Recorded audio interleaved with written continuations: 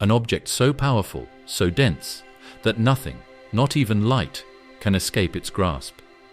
Black holes lurk in the depths of space with an insatiable hunger for anything that comes too close. They are invisible giants, silently bending space and time, swallowing stars, and reshaping entire galaxies.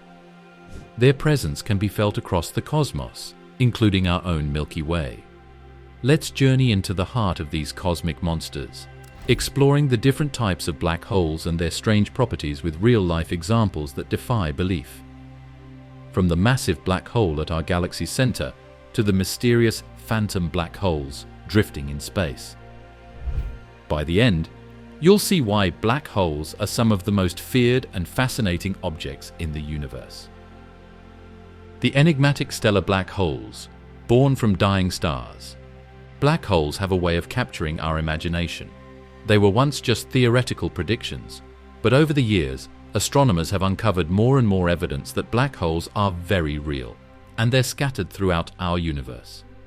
These cosmic giants form when massive stars run out of fuel and collapse under their own gravity, compressing all their matter into a single point known as a singularity. The singularity is a place of infinite density and gravity so intense that all matter is crushed into an unimaginably small space. Around this point lies the event horizon, a boundary where gravity is so strong that not even light can escape. Beyond the event horizon, scientists can only speculate on what truly happens. Some suggest that everything that falls into a black hole is compressed to a single point, crushed to an infinite density at the singularity. Others believe that black holes might be connected to wormholes that lead to other parts of the universe or even to different universes altogether. All we know is that once something crosses that invisible line, it's beyond our reach. Once anything crosses the event horizon, whether it's a beam of light, a planet, or even a star, it's lost forever. Our best scientific theories, like Einstein's theory of relativity, explain how gravity works on a large scale and predict the formation of black holes. But when it comes to the singularity, these theories start to fall apart. At this level, our understanding of physics breaks down completely, and the usual laws of nature no longer apply. It's as if black holes exist as a kind of wall in our knowledge. Black holes come in various sizes, from stellar black holes a few times more massive than our Sun, to supermassive black holes that weigh billions of times more. These supermassive giants sit at the heart of galaxies, shaping the lives of stars and planets around them. Black holes can feed on nearby stars and matter, growing larger and more powerful over time. Stellar black holes, though only one type in the wide spectrum of black holes, are some of the most iconic and well-studied. When a massive star, one with at least 8 times the mass of our Sun, reaches the end of its life, it undergoes a transformation that's as violent as it is final. For millions of years, these stars burn hot and bright, fusing hydrogen into helium and then into heavier elements, with the force of nuclear fusion pushing outwards against the force of gravity. But eventually, they reach a point where they can no longer sustain this fusion process. With no more fuel to burn, the outward pressure disappears, and gravity takes over completely. The core collapses inward under its own weight, and in a fraction of a second, it becomes so dense that a black hole is born, and the rest of the star is blown outward in an explosion called a supernova that can briefly outshine entire galaxies. But what's left behind is a darkness so powerful that nothing can escape it. The newly formed black hole may start small, but as it consumes nearby gas, dust, and sometimes even entire stars, it grows, becoming more massive and increasing the size of its event horizon. These stellar black holes vary in size, but they generally contain about 3 to 10 times the mass of our Sun. Even though they are relatively small compared to supermassive black holes, their gravitational pull is still powerful and far-reaching. In some cases, stellar black holes exist alone in space, unnoticed and undetectable, without any nearby material to reveal their presence. But in other cases, a stellar black hole has a partner, a nearby star that it orbits. When a black hole and a star orbit each other, The immense gravity of the black hole can start to pull matter off the star. This material spirals inward, forming an accretion disk, a swirling, glowing ring of gas and dust that heats up to extreme temperatures as it approaches the black hole. From a distance, these systems appear as bright X-ray sources, which can be detected by telescopes here on Earth. Observing these X-rays allows scientists to study the black hole's behavior and even estimate its mass. These X-ray binaries, as they're called, are some of the best evidence we have for the existence of stellar black holes. The intense light they produce reveals details about the speed and pattern of the material spiraling inward, which in turn provides insights into the physics of the black hole itself. The intense gravity of a stellar black hole creates a gravitational well in space, bending the paths of nearby objects. A planet orbiting close to a black hole would experience strong gravitational tides, stretching and squeezing as it moved through the uneven gravitational field. If a planet ventured too close, it could be torn apart entirely, its debris spiraling into the black hole in a final violent encounter. Fortunately, such events are rare, and most stellar black holes drift through space far from any potential victims. In some galaxies, stellar black holes are scattered throughout the arms and disks, hidden among billions of stars. Their influence on their galactic neighborhoods may be small, but each one represents the endpoint of a massive star's life, a kind of cosmic gravestone marking where a sun once burned bright. Stellar black holes remain largely the same size as when they formed. This makes them stable, enduring objects that can drift through space unchanged for eons, holding on to the secrets of their formation. In the vast expanse of space, some stellar black holes may even drift alone, completely undetectable. These quiet black holes pose a special challenge to astronomers because without an accretion disk or a partner star, they don't produce any detectable radiation. They are truly invisible, their presence inferred only by their gravitational effects or, in some cases, by the bending of light from distant stars behind them. This phenomenon, known as gravitational lensing, occurs when a black hole passes between us and a distant star, acting like a magnifying glass and distorting the star's light. By observing these distortions, scientists can sometimes infer the presence of a stellar black hole, even if it is otherwise hidden. In some cases, stellar black holes can merge with each other or with neutron stars, creating gravitational waves that ripple across space. These waves, first detected in 2015, have opened up a new way of studying the cosmos, allowing scientists to observe collisions between black holes directly. Each merger is like a seismic event in space, a brief but powerful release of energy that echoes across the universe. These mergers are rare, but when they happen, they offer a unique opportunity to learn about black hole properties, such as their mass and spin. Intermediate black holes, the missing links of the universe. Intermediate black holes, sometimes called the missing links of the cosmos, occupy a unique space in the black hole family. These black holes are neither as small as stellar black holes, nor as massive as the supermassive black holes that lie at the centers of galaxies. Instead, they sit in between, with masses ranging from hundreds to thousands of times that of our Sun. Despite their predicted existence, finding and studying intermediate black holes has proven to be incredibly challenging. If intermediate black holes do exist, they might act as stepping stones between small stellar black holes and the massive giants that dominate the centers of galaxies. The idea is that over time, smaller black holes could merge or gather enough material to grow into intermediate sizes, which might eventually lead to the formation of supermassive black holes. But if that's the case, why are they so hard to find? Shouldn't the universe be full of these mid-sized black holes, especially in the bustling areas of space where galaxies collide or where many stars are packed together?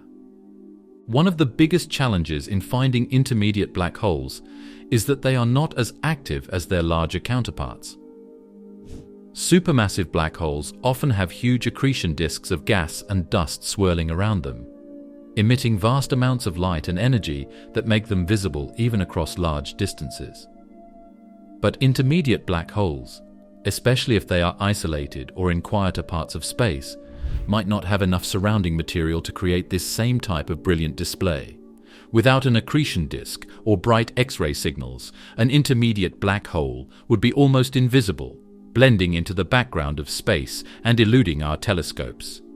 However, there are some indirect ways to detect these elusive objects. One of the primary methods is by looking for gravitational effects. When an intermediate black hole passes near a star or a cloud of gas, its gravity can cause subtle shifts in the objects around it. Astronomers can sometimes spot these disturbances by watching for changes in the orbits of stars or the shape of gas clouds. Another method involves looking for gravitational waves that are produced when black holes merge. If a stellar black hole were to collide with an intermediate black hole, the event would create gravitational waves strong enough to be detected by observatories on Earth. These waves would offer hints about the sizes and locations of intermediate black holes, even if we can't see them directly. Despite the difficulty in detecting them, there have been a few promising candidates for intermediate black holes. One well-known case is a black hole found in the dense star cluster known as Omega Centauri, located in our own galaxy. This cluster contains hundreds of thousands of stars packed tightly together, making it a prime location for black holes to form. Some observations have suggested that Omega Centauri may contain an intermediate black hole several thousand times the mass of our Sun at its center, exerting gravitational influence on the surrounding stars. While the evidence isn't conclusive, it gives scientists hope that intermediate black holes might be lurking in other, similar star clusters. In the galaxy M82, astronomers observed a powerful X-ray source that appeared too bright to be caused by a stellar black hole, but was too small to be a supermassive black hole. This object, named M82X1, could be an intermediate black hole, shining brightly as it consumes material from a nearby star. The clearest evidence, however, comes from GW 190521, a gravitational wave signal from 2019 which indicated that about 17 billion light-years away, an 85 solar mass black hole had merged with one that was 66 solar masses, resulting in the formation of a 142 solar mass black hole. This new black hole was about 9 solar masses, smaller than the combination of the two, because that mass was released as energy in the form of gravitational waves. The importance of intermediate black holes goes beyond simply filling in the gaps in black hole sizes. These mid-sized objects could play a crucial role in shaping galaxies. If intermediate black holes exist in the centers of star clusters or small galaxies, they could help to merge and organize the surrounding stars, contributing to the overall structure of galaxies. When galaxies collide, intermediate black holes from each galaxy could eventually find each other, merging, and potentially leading to the formation of a supermassive black hole in the merged galaxy's center. The process of galaxy formation and evolution is still a major mystery in astrophysics, and intermediate black holes might be one of the missing pieces. If these black holes were more common in the early universe, they could have provided the seeds for today's supermassive black holes. The early universe was a chaotic place, full of young, massive stars and dense gas clouds that could have easily created intermediate black holes through frequent collisions and star deaths.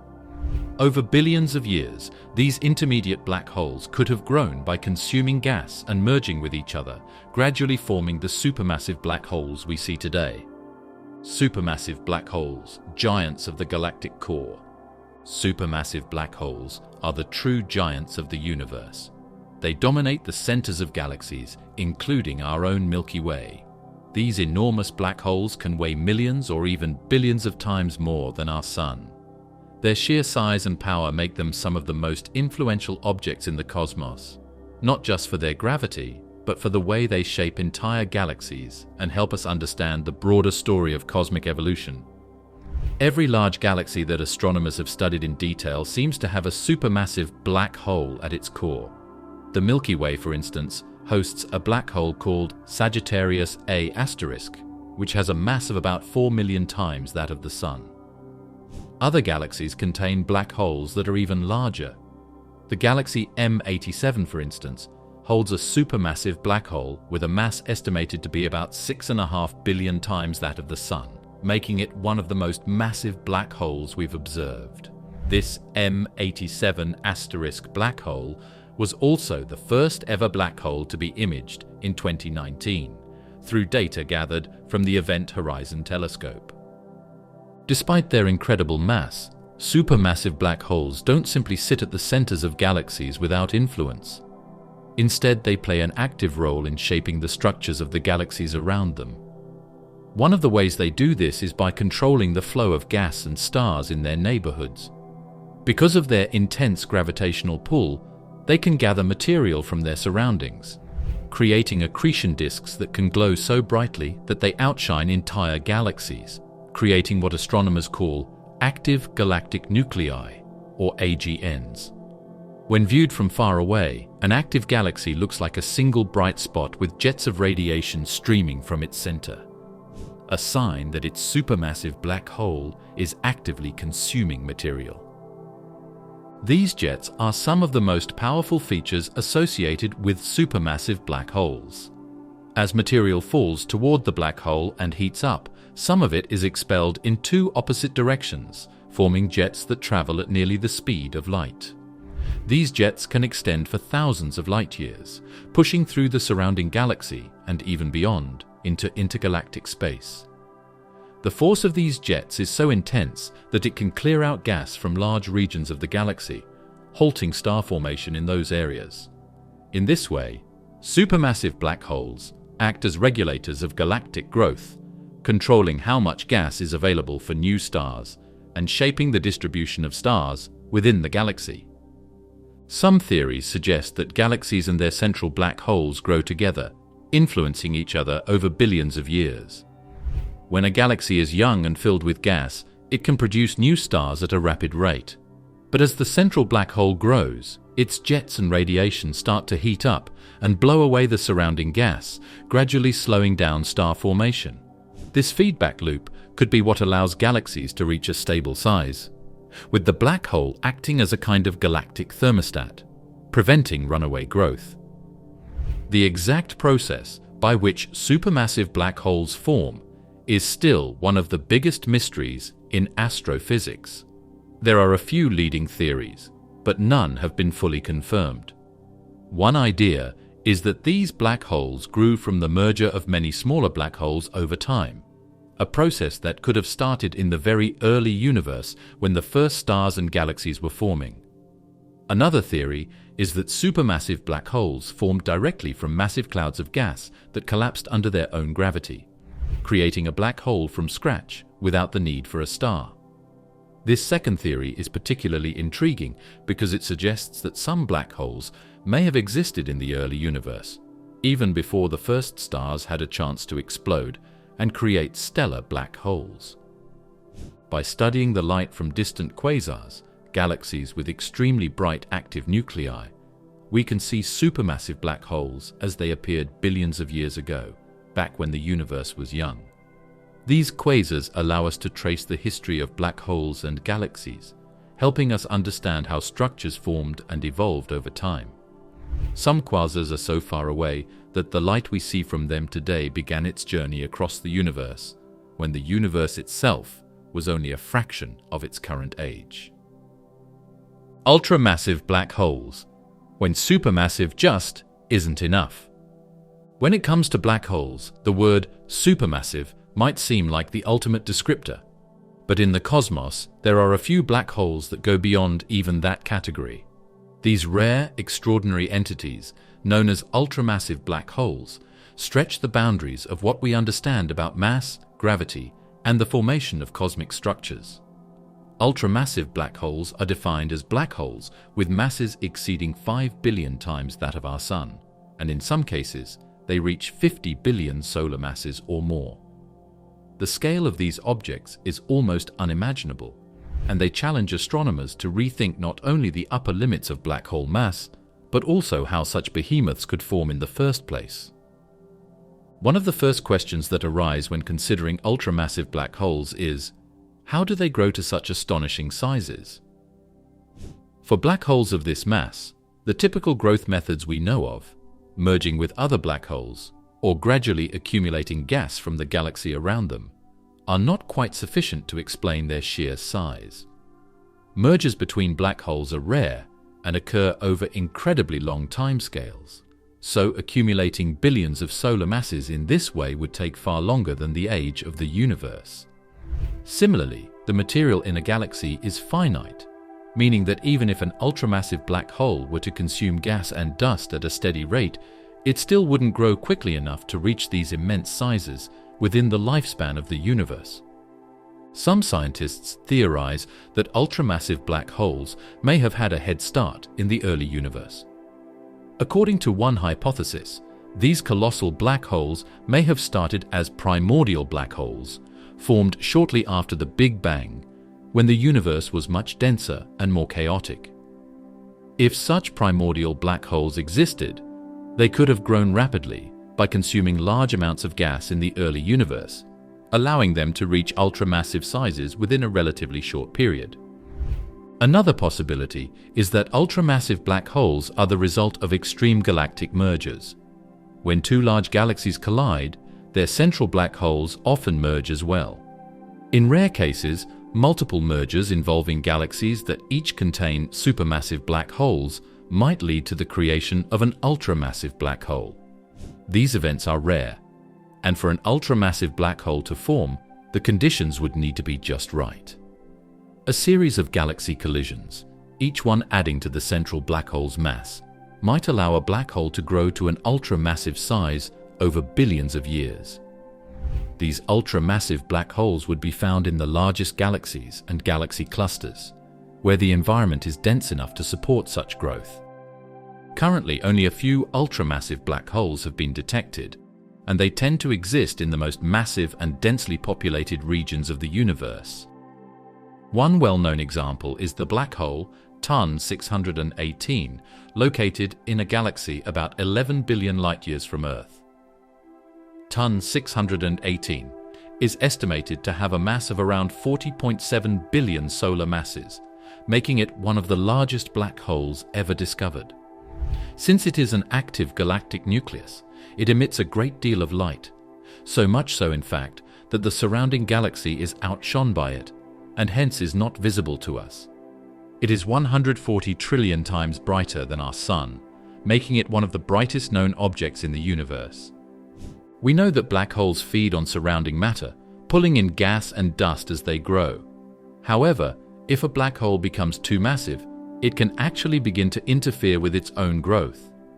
The intense energy released as gas falls into the black hole heats up and pushes material away, creating a feedback effect. This feedback can drive gas away from the center of the galaxy, limiting the amount of material that can fall into the black hole. This effect is so powerful that it's often thought to be responsible for limiting the size of supermassive black holes. But ultramassive black holes suggest that, somehow, a few black holes have managed to overcome this limit and keep growing, defying the feedback process that usually restricts their size. The effects of ultramassive black holes extend far beyond their immediate surroundings. Because of their mass, they have an enormous gravitational reach, influencing stars, gas, and even other galaxies. In galaxy clusters, the presence of an ultramassive black hole at the center can shape the behavior of nearby galaxies. The black hole's powerful gravitational pull can hold the cluster together, preventing galaxies from drifting away and keeping the cluster's structure intact. Ultramassive black holes also produce massive jets of energy, similar to supermassive black holes, but on an even grander scale. These jets can extend far beyond the galaxy, heating gas in the surrounding area and affecting star formation in neighboring galaxies. In this way, ultramassive black holes act as cosmic architects, helping to shape the structure and evolution of galaxy clusters. As we develop more powerful telescopes and observatories, our ability to detect and study ultramassive black holes is expected to improve. Future missions may allow us to see these giants in greater detail, observing their interactions with surrounding galaxies and the effects of their immense gravitational fields. Primordial black holes, ghosts from the dawn of the universe. Unlike black holes that form from the collapse of massive stars, primordial black holes are believed to have formed in the earliest seconds of the universe, created directly from the extreme conditions of the early cosmos. At that time, the universe was incredibly compact, with energy and matter packed so tightly that tiny fluctuations in density could have led to areas with enough gravitational pull to collapse in on themselves, forming black holes. These hypothetical black holes, known as primordial black holes, would have been born without needing stars, existing as relics from a period long before galaxies, stars, or even atoms as we know them, came into being.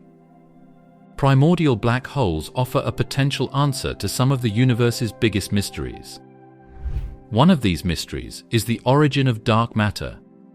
Dark matter is a form of matter that does not emit light, making it invisible and undetectable by conventional telescopes. Scientists know that dark matter exists because its gravitational influence can be seen affecting galaxies and galaxy clusters. Without dark matter, galaxies would lack the mass needed to hold their stars together, and entire galaxy clusters would lack the gravitational glue needed to bind them. But despite decades of study, scientists have yet to identify what dark matter is made of. Some scientists think primordial black holes might be a solution to the dark matter mystery. If a large number of these black holes formed in the early universe, they could be scattered throughout the cosmos, creating a network of dark objects that exert gravitational forces on visible matter. Unlike the regular matter that makes up stars, planets, and galaxies, these primordial black holes wouldn't emit any light. They would be, in effect, dark objects, matching the behavior of dark matter. If primordial black holes do exist and make up a significant portion of dark matter, it would mean that dark matter isn't made of exotic particles, as many scientists have previously assumed, but instead of ancient black holes left over from the early universe.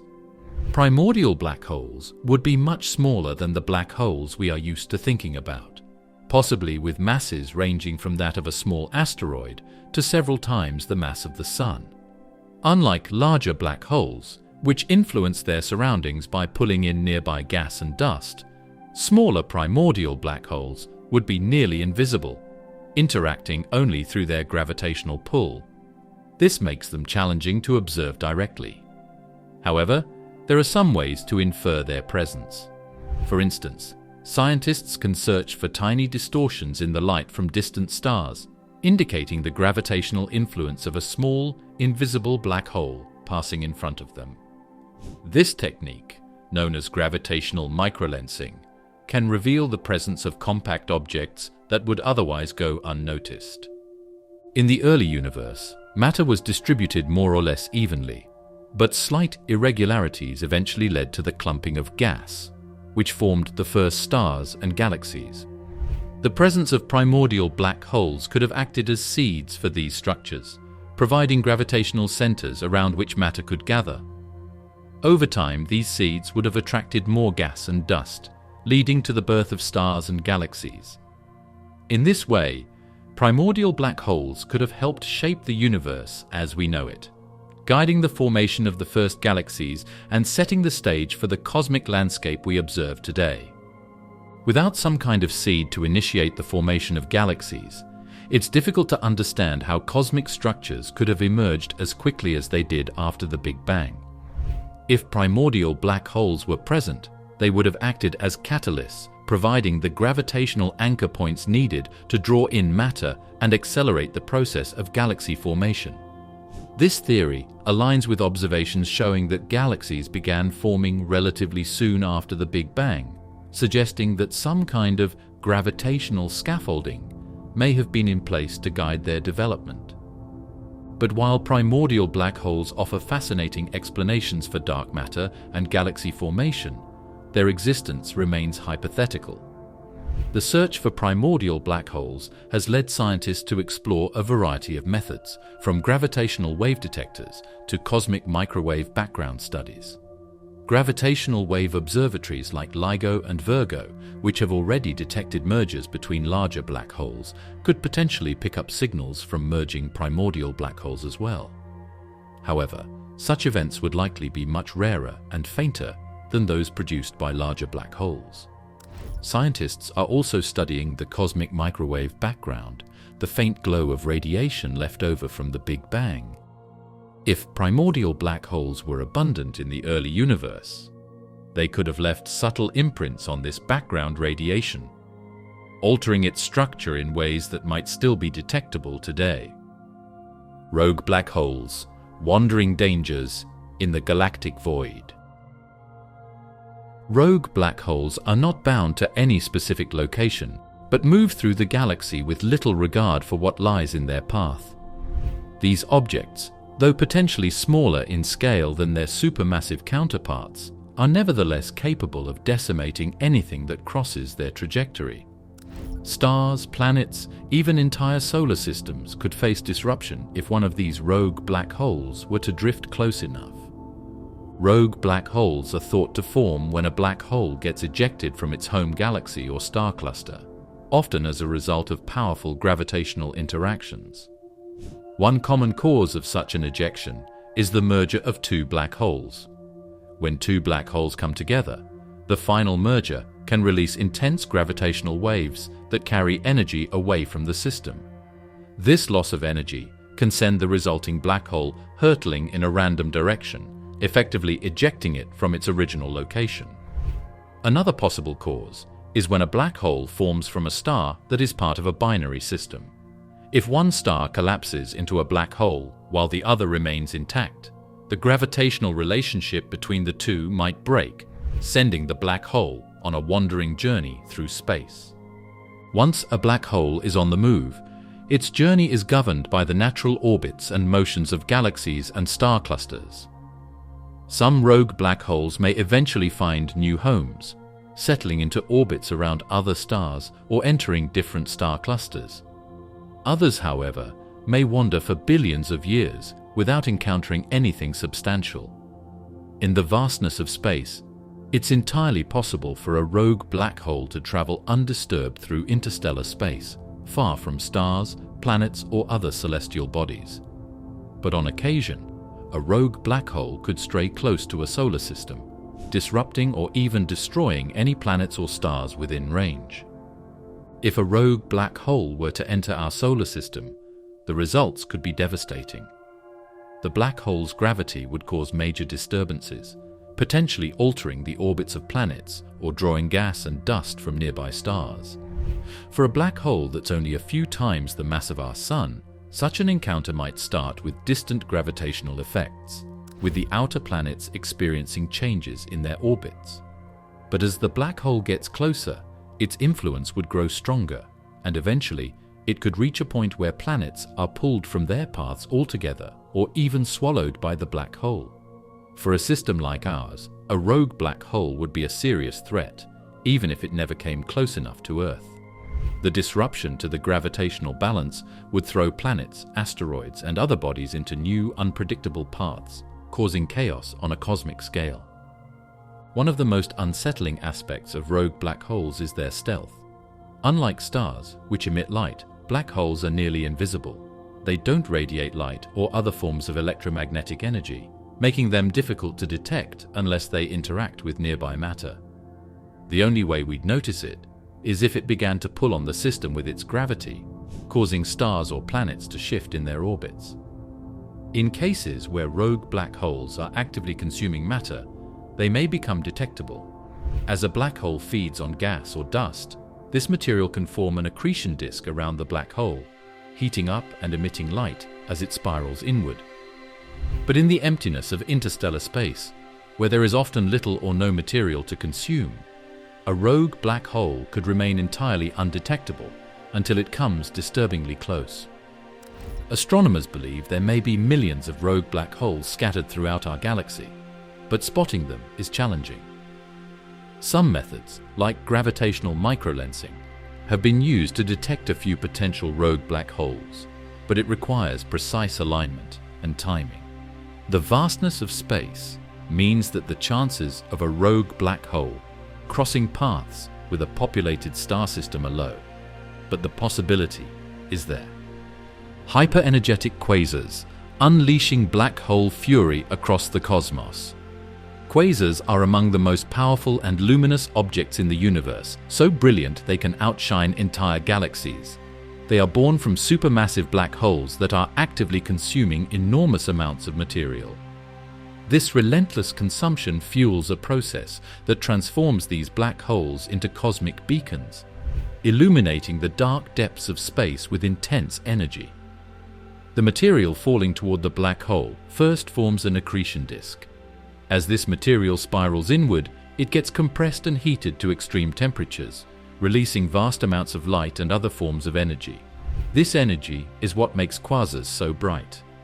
In some cases, a single quasar can shine hundreds of times brighter than an entire galaxy, allowing astronomers to observe them from billions of light years away. The intense brightness of quasars isn't just due to visible light. They emit energy across nearly the entire electromagnetic spectrum, from radio waves to X-rays and even gamma rays. This wide range of energy output makes quasars visible to different types of telescopes, each capturing different parts of the radiation they emit. This broad energy range shows that quasars are not just bright, but also incredibly energetic, releasing more power in a single second than our Sun will emit over billions of years. Quasars often generate powerful jets that shoot out from their poles. These jets are made up of charged particles accelerated to nearly the speed of light, and they can extend for hundreds of thousands, even millions, of light years beyond the host galaxy. The energy carried by these jets interacts with gas, dust, and other galaxies in the surrounding region, creating shock waves and influencing the evolution of galaxies nearby. The jets can be powerful enough to push material out of the galaxy, halting star formation by removing the gas needed to form new stars. The jets from a quasar can also heat up intergalactic gas, preventing it from cooling and collapsing to form stars. In this way, quasars can suppress star formation, not only in their own host galaxies, but also in nearby galaxies, effectively sterilizing parts of the universe.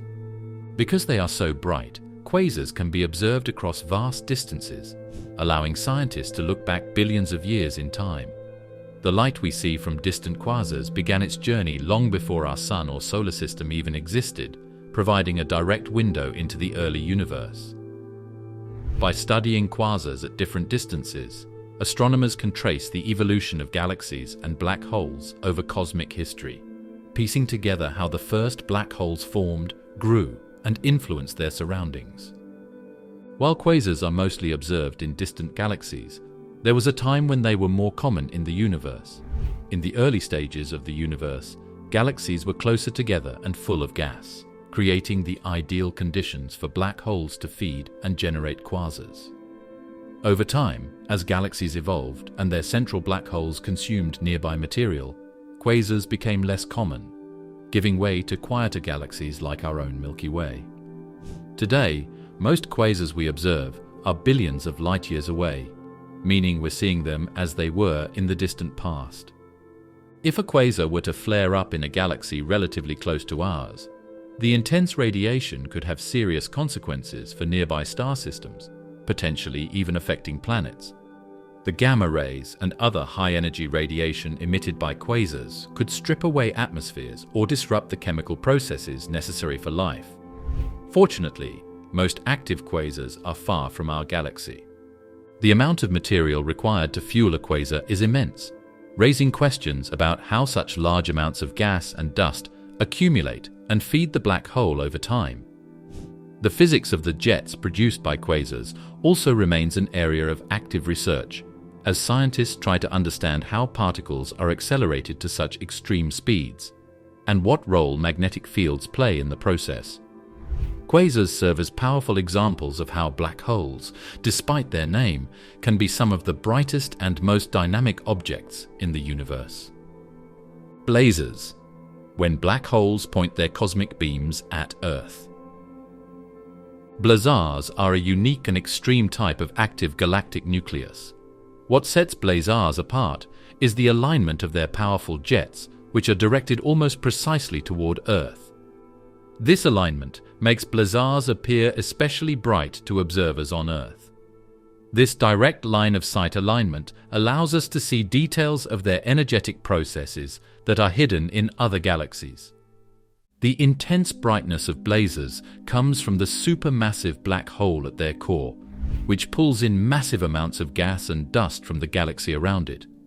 But it's the jets streaming from the poles of the black hole that make blazars so remarkable. These jets are composed of charged particles like electrons, accelerated to near the speed of light by powerful magnetic fields generated by the black hole's spin.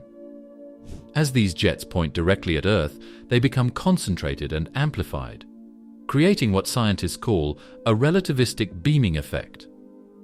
This effect is like shining a flashlight directly into an observer's eyes. It makes the blazar appear brighter and more energetic than it would if the jet were oriented away from us. These powerful jets emit radiation across the entire electromagnetic spectrum, producing waves of energy that can be detected by various types of telescopes, including radio, optical, and gamma-ray observatories. The energy output of blazars is so great that they can fluctuate rapidly, with bursts and flares that vary in brightness from day to day or even minute to minute. These flares are driven by turbulence and collisions within the jet as particles slam into each other and release energy. The cause of these eruptions is still not entirely understood, but they likely involve sudden shifts in the magnetic fields surrounding the black hole, leading to explosions of energy that send powerful waves of radiation toward Earth. The radiation emitted by blazars includes gamma rays, the most energetic form of light. Gamma rays are dangerous because they have enough energy to penetrate matter and disrupt atoms, breaking apart molecules and creating harmful particles. When blazars flare up, they send streams of gamma rays into space. If Earth were close enough to an active blazar, the radiation could have serious effects on our planet, stripping away parts of the atmosphere or disrupting life by interfering with biological processes. Fortunately, the nearest known blazars are far enough away that their gamma rays disperse and weaken long before reaching us. However, studying the impact of this intense radiation allows scientists to understand the potential hazards that similar processes could pose if they occurred closer to home. Blazars don't just emit light, they also send out high-energy particles known as cosmic rays. These cosmic rays, accelerated to incredible speeds by the magnetic fields in the jets, are some of the fastest-moving particles in the universe. When they reach Earth, they collide with particles in our atmosphere, creating showers of secondary particles that can be detected on the ground. Cosmic rays from blazars provide valuable information about the composition and behavior of the jets. However, cosmic rays are also a form of radiation that, in high doses, can be harmful. The brightness and variability of blazars make them ideal natural laboratories for studying high-energy physics, helping researchers to refine models of how black holes interact with their surroundings. Event horizon collisions. What happens when black holes merge? When two black holes come close enough to each other, they enter a cosmic dance that will ultimately end in a dramatic collision. These collisions between black holes are among the most powerful events in the universe, releasing vast amounts of energy in the form of gravitational waves. Gravitational waves are ripples in the very fabric of space and time, traveling outward like waves in a pond. The collision of black holes, an event of such intense gravity, twists and stretches space itself. As the two black holes spiral toward each other, they accelerate and gain energy, moving faster and faster. This process, known as inspiral, is where most of the gravitational waves are generated. The strength of these waves increases as the black holes get closer and the frequency of the waves rises. These gravitational waves carry information about the black holes, such as their masses, spins, and the distance between them, allowing scientists to study the black holes indirectly. The waves travel across billions of light years, reaching Earth with only a tiny fraction of their original strength. but sensitive detectors like LIGO and Virgo can pick up these faint signals. At first, the two black holes orbit each other at a distance, but as they spiral inward, they fall closer and closer, and the gravitational waves they emit grow more intense. The closer they get, the stronger their gravitational fields merge, distorting space-time more severely. This rapid acceleration creates an almost deafening surge in gravitational waves, an indication that the two black holes are on the verge of colliding. At the moment of impact, they combine their masses into a single, larger black hole, unleashing a powerful burst of gravitational waves that ripples across the universe. The final moment before the merger is called the ring-down phase, where the single, newly formed black hole releases a last, intense wave of gravitational energy before settling down. The energy released during this phase can be greater than the energy emitted by all the stars in a galaxy combined, but it only lasts for a fraction of a second. This new, larger black hole is less massive than the combined mass of the original two black holes. This is because a small portion of their combined mass is converted directly into gravitational wave energy and released into space. With gravitational wave astronomy, scientists have a new way to hear black holes in action. Each collision adds to our knowledge of the universe, confirming Einstein's predictions about gravity and space-time, and giving us clues about how black holes form and grow. As two black holes collide, they bring with them their individual spins and angular momentum. This means the merged black hole might spin very rapidly, creating one of the fastest rotating objects in the universe. This high rotation speed can distort the shape of the new black hole, flattening it slightly at the poles. Some researchers believe that if the merged black hole spins fast enough, it could even create jets of particles, similar to quasars, although this remains a theoretical idea. The merging of black holes is a truly chaotic process. Surrounding material, if there is any, could be pulled in and heated up by the intense gravitational fields, potentially creating flashes of light or other electromagnetic signals that scientists could detect. However, since black holes are often found in areas with little gas or dust, these events are usually dark and invisible, except for their gravitational waves. Gravitational waves from black hole mergers have also taught us about the size and distribution of black holes in the universe. When scientists detect these waves, they can measure the mass and size of the colliding black holes, revealing patterns about how and where black holes form. Some black holes are much heavier than others, suggesting they may have already merged with other black holes in the past. In dense environments, such as star clusters, black holes could merge repeatedly, forming progressively larger black holes over time. These hierarchical mergers create a cycle of growth, possibly contributing to the formation of supermassive black holes found at the centers of galaxies.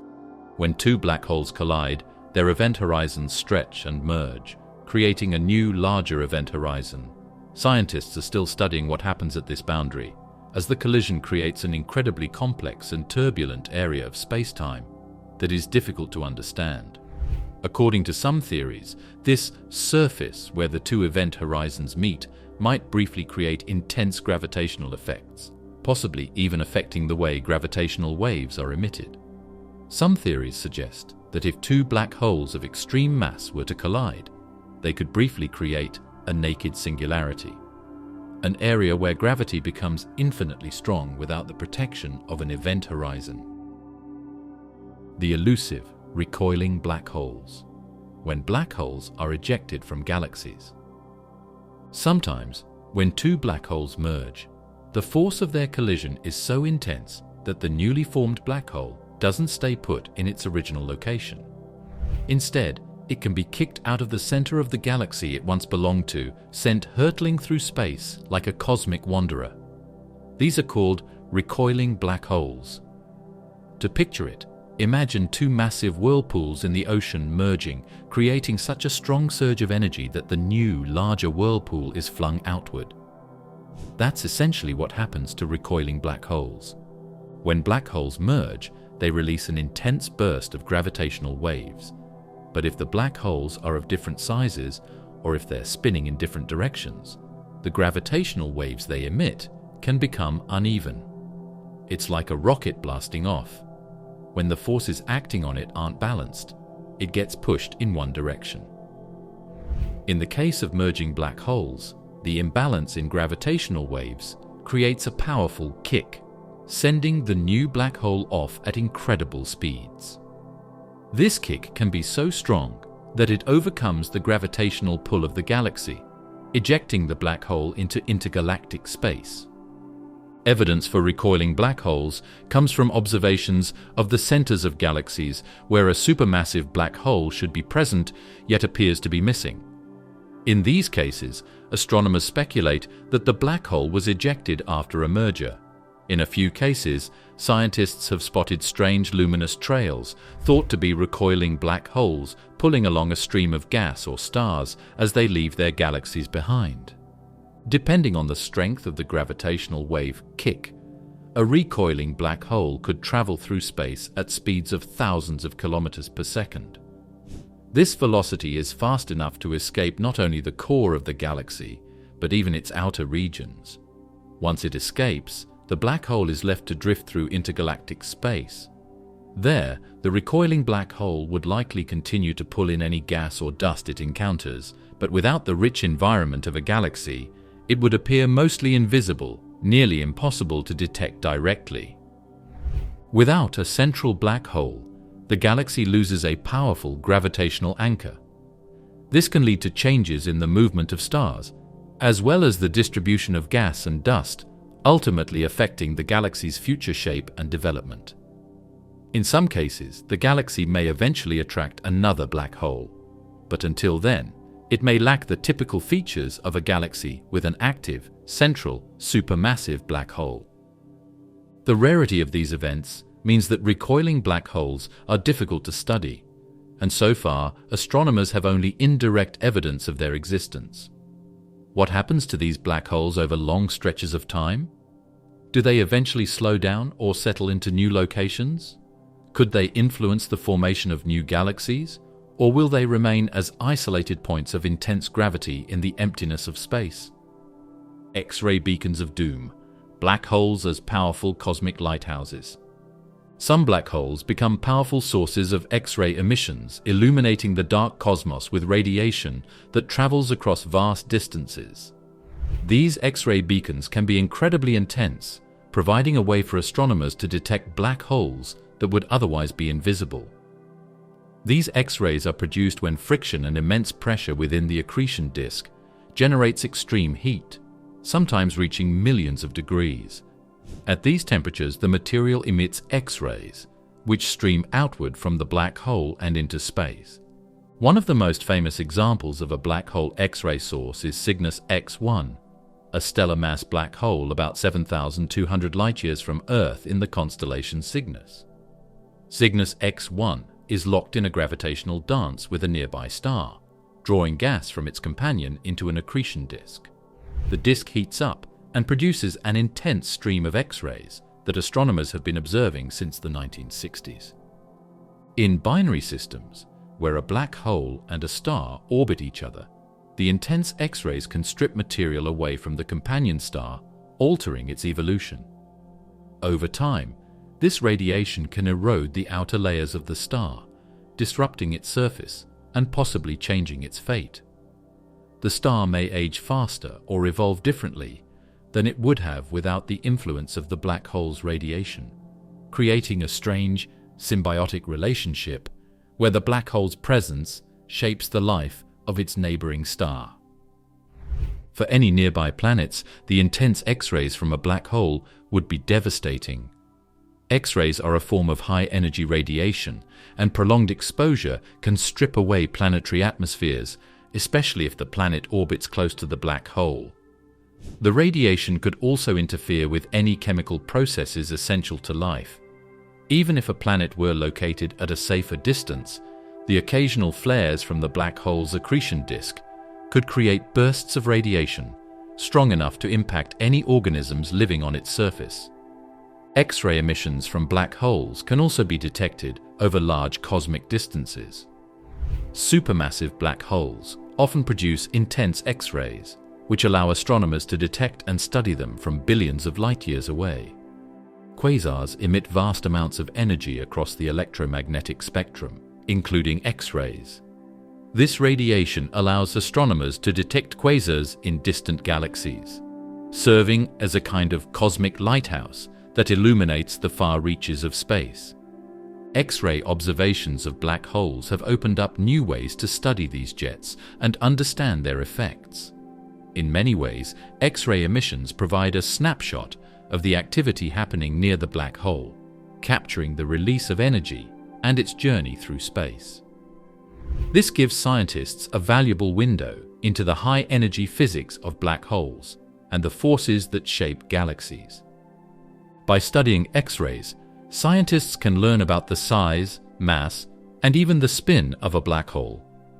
The intensity and variability of the X-ray emissions can reveal details about the black hole's accretion disk, the amount of matter it's consuming, and the behavior of the surrounding gas. In some cases, astronomers can detect quasi-periodic oscillations, or QPOs, in the X-ray emissions, which are thought to be caused by matter orbiting close to the black hole's event horizon. X-ray astronomy has grown tremendously in recent decades, allowing scientists to uncover more about the nature of black holes. Observatories like the Chandra X-ray Observatory and the European Space Agency's XMM Newton telescope have played a crucial role in advancing our understanding of these cosmic phenomena. With the ability to detect X-ray emissions across different wavelengths, these telescopes allow astronomers to explore black holes in greater detail, uncovering mysteries that were once beyond our reach. Despite the dangers associated with X-ray emissions from black holes, these signals are essential for advancing our knowledge of the universe. Without X-rays, many black holes would remain hidden, and we would know far less about their role in cosmic evolution. Supermassive cosmic cannibals, black holes, devouring star clusters. In the heart of many galaxies, black holes go beyond the act of drawing in single stars. They devour entire star clusters. These supermassive black holes, millions or even billions of times the mass of the Sun, can destabilize the regions around them, pulling in not just stars, but dense clusters of them, bound together by their own mutual gravity. This is a wholesale consumption of tightly packed groups of stars, each cluster potentially housing thousands or even millions of suns. When a black hole encounters a star cluster, the stars inside are immediately at risk of being drawn into the black hole's gravitational influence. Because these clusters are usually tightly bound, with stars orbiting close to each other, the disruption of one part of the cluster can lead to a cascading effect. Stars in the cluster move in complex orbits, often interacting with each other as they feel the gravitational force of the black hole. When a cluster is close enough to a supermassive black hole, the gravitational pull on the nearest stars in the cluster becomes so powerful that they begin to spiral inward. As these stars approach the black hole, they can be torn apart by tidal forces, especially if they get too close to the event horizon. This process, known as tidal disruption, occurs when a star is pulled so strongly by the black hole that it stretches, elongating as it spirals closer. Eventually, the star can be shredded entirely, with its gas and material spiraling down into the black hole's accretion disk. This results in a burst of energy, releasing intense X-rays and other forms of radiation, which can be detected from millions of light-years away. The cluster, meanwhile, continues to lose stars, destabilized by the loss of its members and gradually falling apart. Over time, what was once a tight collection of stars might be spread out, leaving only traces of its original structure. The process of devouring star clusters has a ripple effect on the larger galaxy. For instance, the motion of stars near the galactic center becomes influenced by the black hole's gravitational pull, causing more stars to slowly spiral inward. As clusters of stars are consumed or broken apart, the surrounding galaxy can undergo changes. Gas and dust clouds near the black hole get heated and agitated by the radiation released during these tidal disruptions, preventing them from cooling and collapsing to form new stars. The areas near the black hole become regions of star death rather than star birth, and over time, the galactic center may appear depleted of young stars. Observations of many galaxies show evidence of clusters and stars either spiraling into the black hole or having already been absorbed. For example, in the Milky Way, scientists have found stars that seem to be on courses directly influenced by Sagittarius A*. Some of these stars are known as S-stars, a collection of stars orbiting very close to the galactic center. Their high speeds and unusual orbits suggest that many of them were once part of larger groups or clusters, but were scattered due to the gravitational interactions around Sagittarius A*. These stars might represent remnants of clusters that once ventured too close to the black hole, with many of their companions already consumed. Galaxies with larger, more active black holes can have even more dramatic effects on their surroundings. In some galaxies, there are signs that supermassive black holes have devoured multiple clusters, leaving evidence in the form of high-energy jets and X-rays. Over billions of years, black holes that continue to feed on clusters can grow to monstrous sizes, especially if the clusters contain dense groups of stars that are readily available.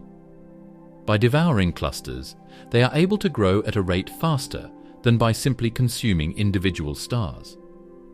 This means that a galaxy with many dense star clusters could, in theory, have a central black hole that grows faster and becomes more massive than those in galaxies, with fewer clusters available for consumption. As the black hole grows and absorbs more material, it continues to exert a stronger gravitational influence, further destabilizing the region around it. Star clusters, especially those that stray into its reach, find it nearly impossible to remain intact. The process accelerates as more stars are drawn into the black hole's pull. Each cluster represents a rich source of mass for the black hole, allowing it to expand and exert even more control over its surroundings. When a cluster is absorbed, the material that spirals into the black hole releases more energy than the entire Milky Way generates in a year. This energy can radiate outward, creating powerful jets that blast through the galaxy. These jets, composed of high-energy particles, can travel for hundreds of thousands of light years, piercing through the galaxy's layers and even affecting neighboring galaxies. In some cases, they collide with nearby gas clouds, compressing them and possibly triggering bursts of star formation far from the black hole's location. Black hole stars. Theories on stars made of pure black hole matter. In the speculative reaches of astrophysics, there exist these hypothetical objects that are among the strangest concepts that scientists have proposed. Black hole stars. Black hole stars, if they exist, would be objects so massive and dense that they verge on becoming black holes themselves, or perhaps house a black hole at their core. They represent a fusion of two of the universe's most powerful and mysterious forces: the life of stars and the profound gravitational pull of black holes. Stars shine by converting hydrogen into helium through nuclear fusion, a process that produces the energy and light we see. This fusion process generates immense pressure that counteracts the force of gravity, keeping the star from collapsing under its own weight. In large stars, this fusion continues with heavier and heavier elements until it reaches iron, after which fusion no longer provides energy. For the most massive stars, this signals the end of their stable lives, leading to a collapse and often a violent explosion called a supernova. If the remnants of the collapsed star are dense enough, they form a black hole. One theory, however, suggests that in the early universe, before galaxies and typical stars formed, there may have existed stars so massive that they behave differently from anything seen today. These primordial black hole stars would have been hundreds of times larger than the largest stars we know of, containing enough mass to prevent them from collapsing immediately under their own gravity. Instead of collapsing directly into a black hole, these stars could have sustained themselves for a time, existing in a quasi-stable state where their intense gravity balanced against some form of pressure, possibly radiation, or the mysterious effects associated with black hole formation. One of the ideas behind black hole stars is that they could form a kind of shell around a black hole, with the black hole itself residing at the core. In this scenario, the black hole does not instantly consume the entire star, but rather feeds on it gradually from within. As the black hole at the center pulls in material, it would generate incredible amounts of energy, potentially creating intense radiation pressure that pushes outward and stabilizes the outer layers of the star. This push-pull dynamic could, theoretically, allow the outer parts of the star to exist for a time, even as the core continues to collapse into the black hole. This balance would delay the total collapse, enabling the star to exist in a unique, almost liminal state between a star and a black hole. Another idea is that in some cases, black hole stars might form without a black hole at their core, instead reaching a state where they are on the edge of collapse, but held in check by their own massive energy output. These stars would be nearly incomprehensible in size and brightness, their gravity so powerful that they might bend light and distort the space around them. Such stars would essentially be ticking time bombs, teetering on the brink of collapse. Over time, they would lose mass through powerful stellar winds, and once they reached a certain point, they would collapse into black holes. If black hole stars did exist in the early universe, they might have been some of the first objects to collapse and form black holes. They could have served as precursors to the supermassive black holes we find at the centers of galaxies today. Since the early universe was filled with vast clouds of gas and dust, conditions were different from those we see today. Stars could have grown to immense sizes because there were not yet competing forces from other galaxies, stars, or other structures that would limit their growth. These early black hole stars, or at least the black holes they created, might have influenced the formation of galaxies. By injecting energy and gravitational pull into the cosmic fabric, these early giants could have attracted surrounding matter, helping to shape the early galaxies. The gravitational influence of such massive objects would have drawn in gas and dust, perhaps serving as seeds around which galaxies eventually formed. In the unlikely event that a black hole star did still exist somewhere in the universe today, it would be one of the most extreme objects imaginable. Such a star would emit radiation and energy on a colossal scale, with enough gravity to warp space and time around it. The regions near the star's surface would be incredibly hot, possibly glowing with intense radiation. In this way, a black hole star would resemble a small quasar, a powerful energy source fueled by a black hole, but with an entire star's worth of mass still surrounding it. In theory, studying the remnants of these black hole stars, if any still exist or left any traces, could reveal clues about the conditions of the early universe. Observing them, however, would be challenging due to their possible rarity.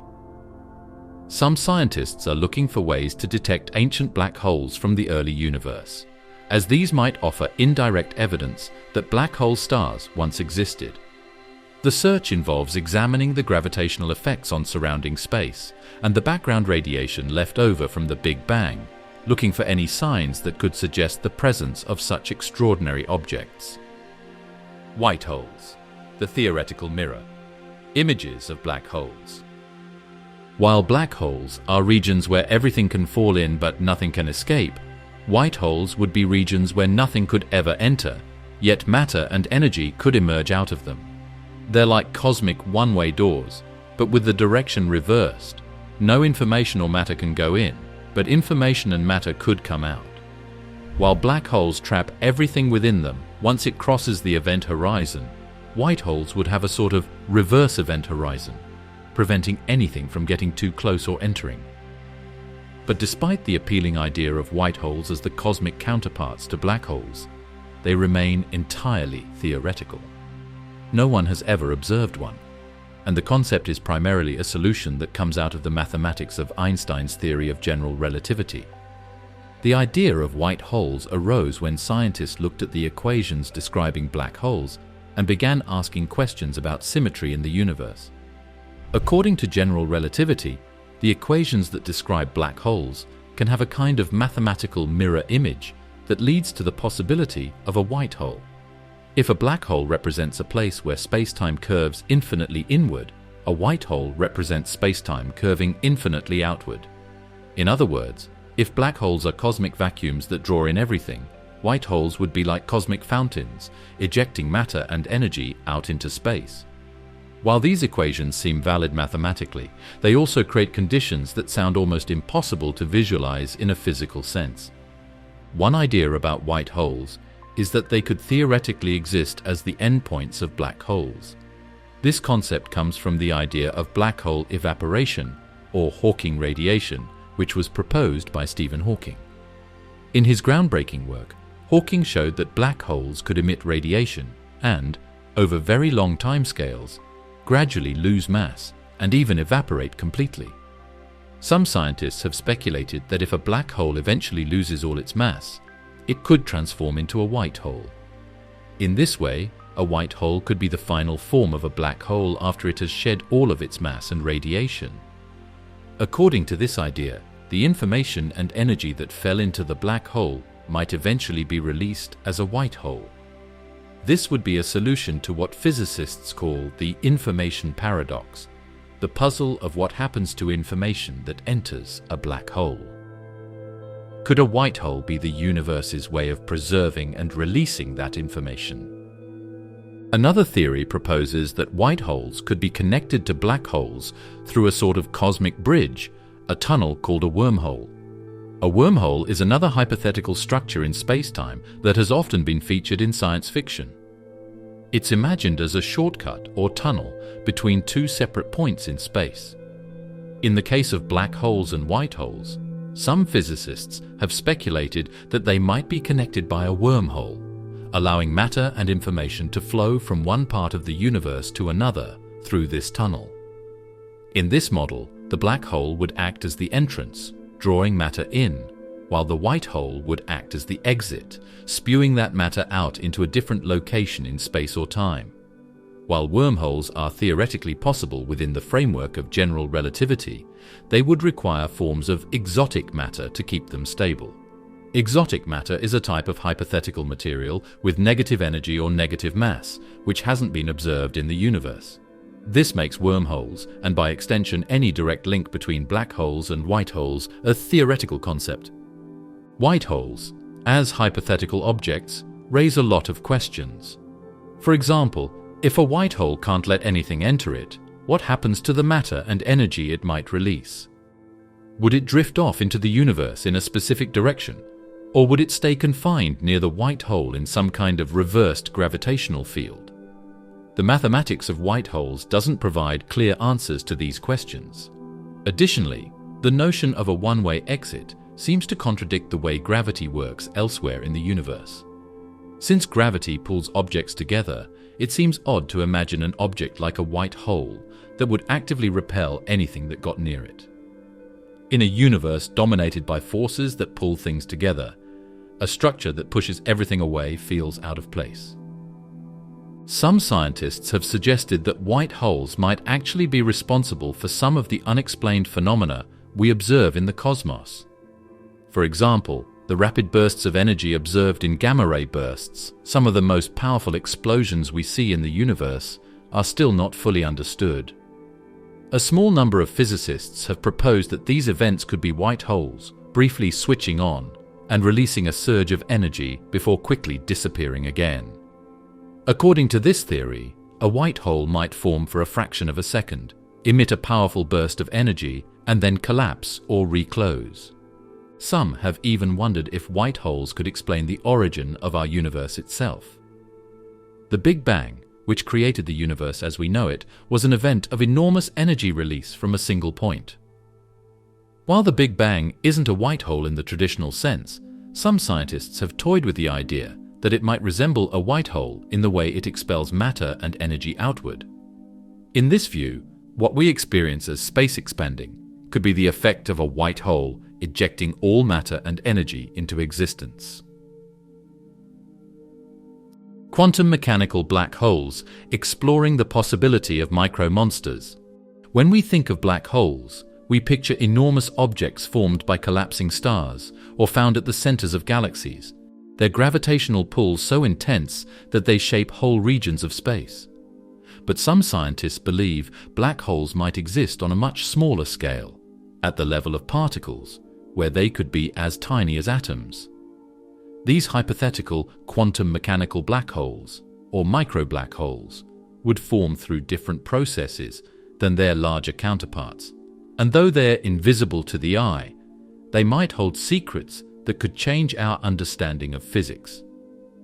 In quantum mechanics, particles and energy can behave unpredictably, appearing and disappearing or even existing in multiple places at once. Some scientists think that under the right conditions, this unpredictability could lead to the formation of tiny black holes, especially at extremely high energies from intense particle collisions, or perhaps even the extreme conditions of the early universe right after the Big Bang. The Large Hadron Collider, or LHC, the world's most powerful particle accelerator, has been at the center of many discussions about quantum mechanical black holes. When it smashes particles together at near light speeds, it creates a burst of energy that mimics conditions thought to have existed just after the Big Bang. Some scientists hoped that these high-energy collisions might produce tiny black holes, revealing clues about how the universe looked in its first moments. If such black holes did appear, they would be incredibly small, maybe just a fraction of the size of a proton. They would exist only briefly before evaporating, disappearing in a burst of Hawking radiation almost as soon as they formed. For large black holes, this process is incredibly slow, so slow that it would take longer than the current age of the universe for them to evaporate completely. But for a tiny black hole, the process would happen much more quickly. A micro-black hole might only last for a fraction of a second before vanishing in a flash of radiation, taking any trace of its existence with it. One possibility that these tiny black holes might point to is the existence of extra dimensions beyond the three we know. Some theories, like string theory, suggest that there might be hidden dimensions of space that we can't directly observe. These extra dimensions could help explain the existence of micro-black holes, as their formation might depend on the way gravity works in these unseen dimensions. If we ever detect a micro-black hole, it could be a signal that the universe has more dimensions than we currently understand, opening up a new frontier in physics. Quantum mechanical black holes might also help us solve one of the biggest mysteries in science, the unification of gravity and quantum mechanics. Right now, we have two major theories that explain how the universe works. Einstein's theory of general relativity describes gravity and works well for large objects like planets and stars. Quantum mechanics, meanwhile, explains the behavior of particles at the smallest scales. But when we try to combine these two theories, they clash. Black holes might be the key to bridging this gap. A micro-black hole would be a tiny object with incredibly strong gravity, merging the worlds of quantum mechanics and general relativity in a way we've never seen. Studying these quantum black holes could help us find a single, unified theory that explains everything from the largest galaxies to the smallest particles. Some scientists believe that these tiny black holes wouldn't be dangerous to us, as they would evaporate so quickly that they'd barely interact with their surroundings. But others wonder if, under certain conditions, a micro-black hole could stick around for longer than expected. In that case, it might start pulling in particles from its surroundings, growing bit by bit.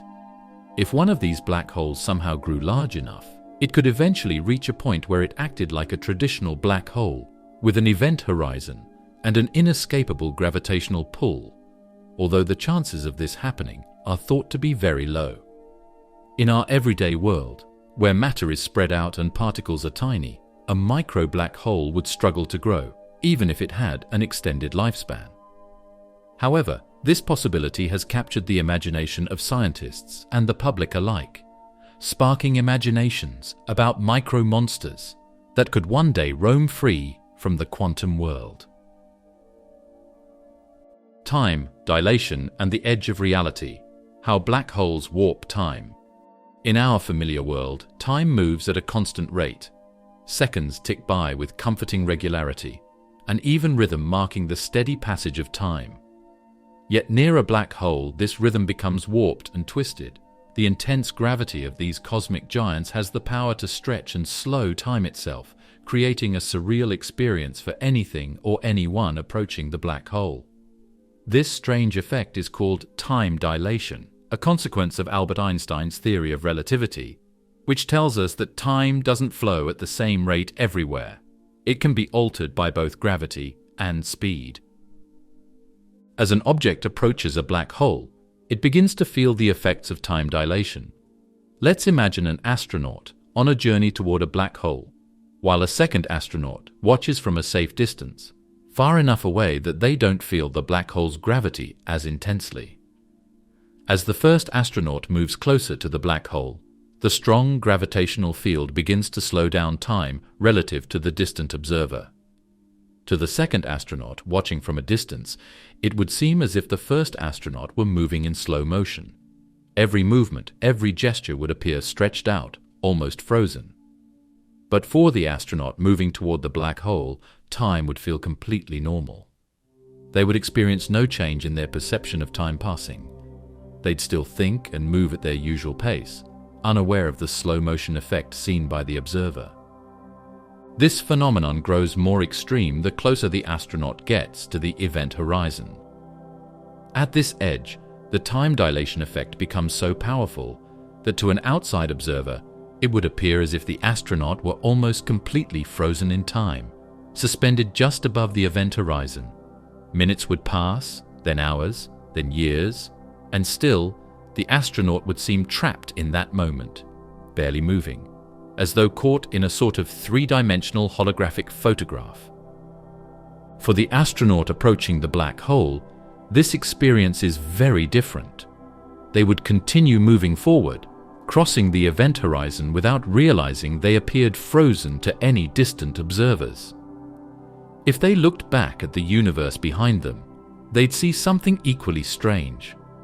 All of the light from the stars, galaxies, and even the distant planets would appear to be speeding up, as if the rest of the universe were racing forward in time.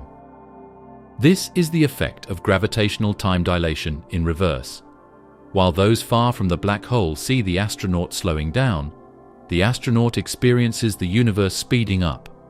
Everything outside the black hole's influence would seem to accelerate, racing through epochs, with stars appearing to age and die in mere moments. This time dilation effect near a black hole can be so extreme that theoretically, an observer falling into a massive enough black hole might watch the entire future of the universe unfold in a matter of seconds, seeing the rise and fall of galaxies, the birth and death of stars, and perhaps even the end of time itself. This eerie experience at the event horizon represents a point where the laws of physics as we know them start to break down, where space and time blur into something unrecognizable. The astronaut's fate past the event horizon remains a mystery, hidden from view by the very nature of the black hole itself. Another part of this effect is the way black holes curve space itself. In everyday life, we live in what seems like a flat, three-dimensional world, where the shortest distance between 2 points is a straight line. But near a black hole, space becomes curved to the point where that straight line warps and twists. If we imagine space as a flat rubber sheet, a black hole would be like a heavy weight pressing down on the sheet, creating a deep, funnel-like indentation. Anything moving close to this indentation would be pulled toward it, forced to follow the curved paths created by the gravity of the black hole. For an object moving through this curved space, the experience is unsettlingly strange. It wouldn't feel as if it were being pulled along a curved path, but rather that the very fabric of space itself was bending beneath it, drawing it closer to the black hole's core. Even light, which usually travels in straight lines, is forced to bend and warp in the presence of this immense gravity. This is why black holes appear so dark. light can't escape the event horizon, and any light emitted from an object near the black hole is either pulled inward or stretched to the point of invisibility. The closer light gets to the black hole, the more it loses its energy, becoming redder and fainter. To a distant observer, this creates a phenomenon called gravitational redshift. Light coming from the astronaut falling into the black hole would appear increasingly red and dim as they neared the event horizon, until it faded from view altogether, leaving the astronaut's image to disappear into the darkness. The edge of a black hole's event horizon isn't just a physical boundary, it's a boundary in our understanding. The way black holes manipulate time and space, seemingly defying the usual rules, hints at a hidden layer of physics that we have yet to uncover. Some scientists believe that studying black holes could eventually lead us to a theory of everything, a single framework that explains both the smallest particles and the largest cosmic structures. Spaghettification, the gruesome fate of objects near a black hole. Spaghettification is the stretching and elongating of an object as it approaches a black hole's event horizon. Anything that gets close enough, whether it's a star, a planet, or a person, will face this fate if it drifts too far into the gravitational grip of a black hole. On our planet, gravity pulls everything downwards, keeping us grounded to the surface. But this force is relatively weak compared to what happens near a black hole. The closer you get to a black hole, the more intense the gravitational pull becomes. And because black holes are so incredibly dense, with all their mass concentrated in a tiny space, their gravitational field intensifies at a rate that far exceeds anything we experience on Earth. For an object approaching a black hole, the difference in gravitational pull from one end of the object to the other becomes enormous. Imagine an astronaut drifting toward a black hole feet first.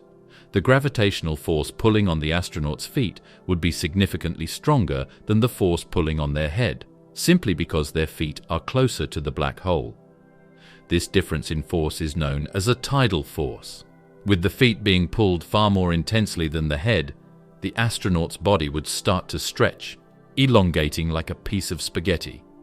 The closer they get to the black hole, the stronger this effect becomes, until the entire body is stretched into a thin, elongated shape. As the tidal forces increase, the spaghettification process doesn't just stretch the object, it also compresses it horizontally, making it narrower and narrower while it gets longer and longer.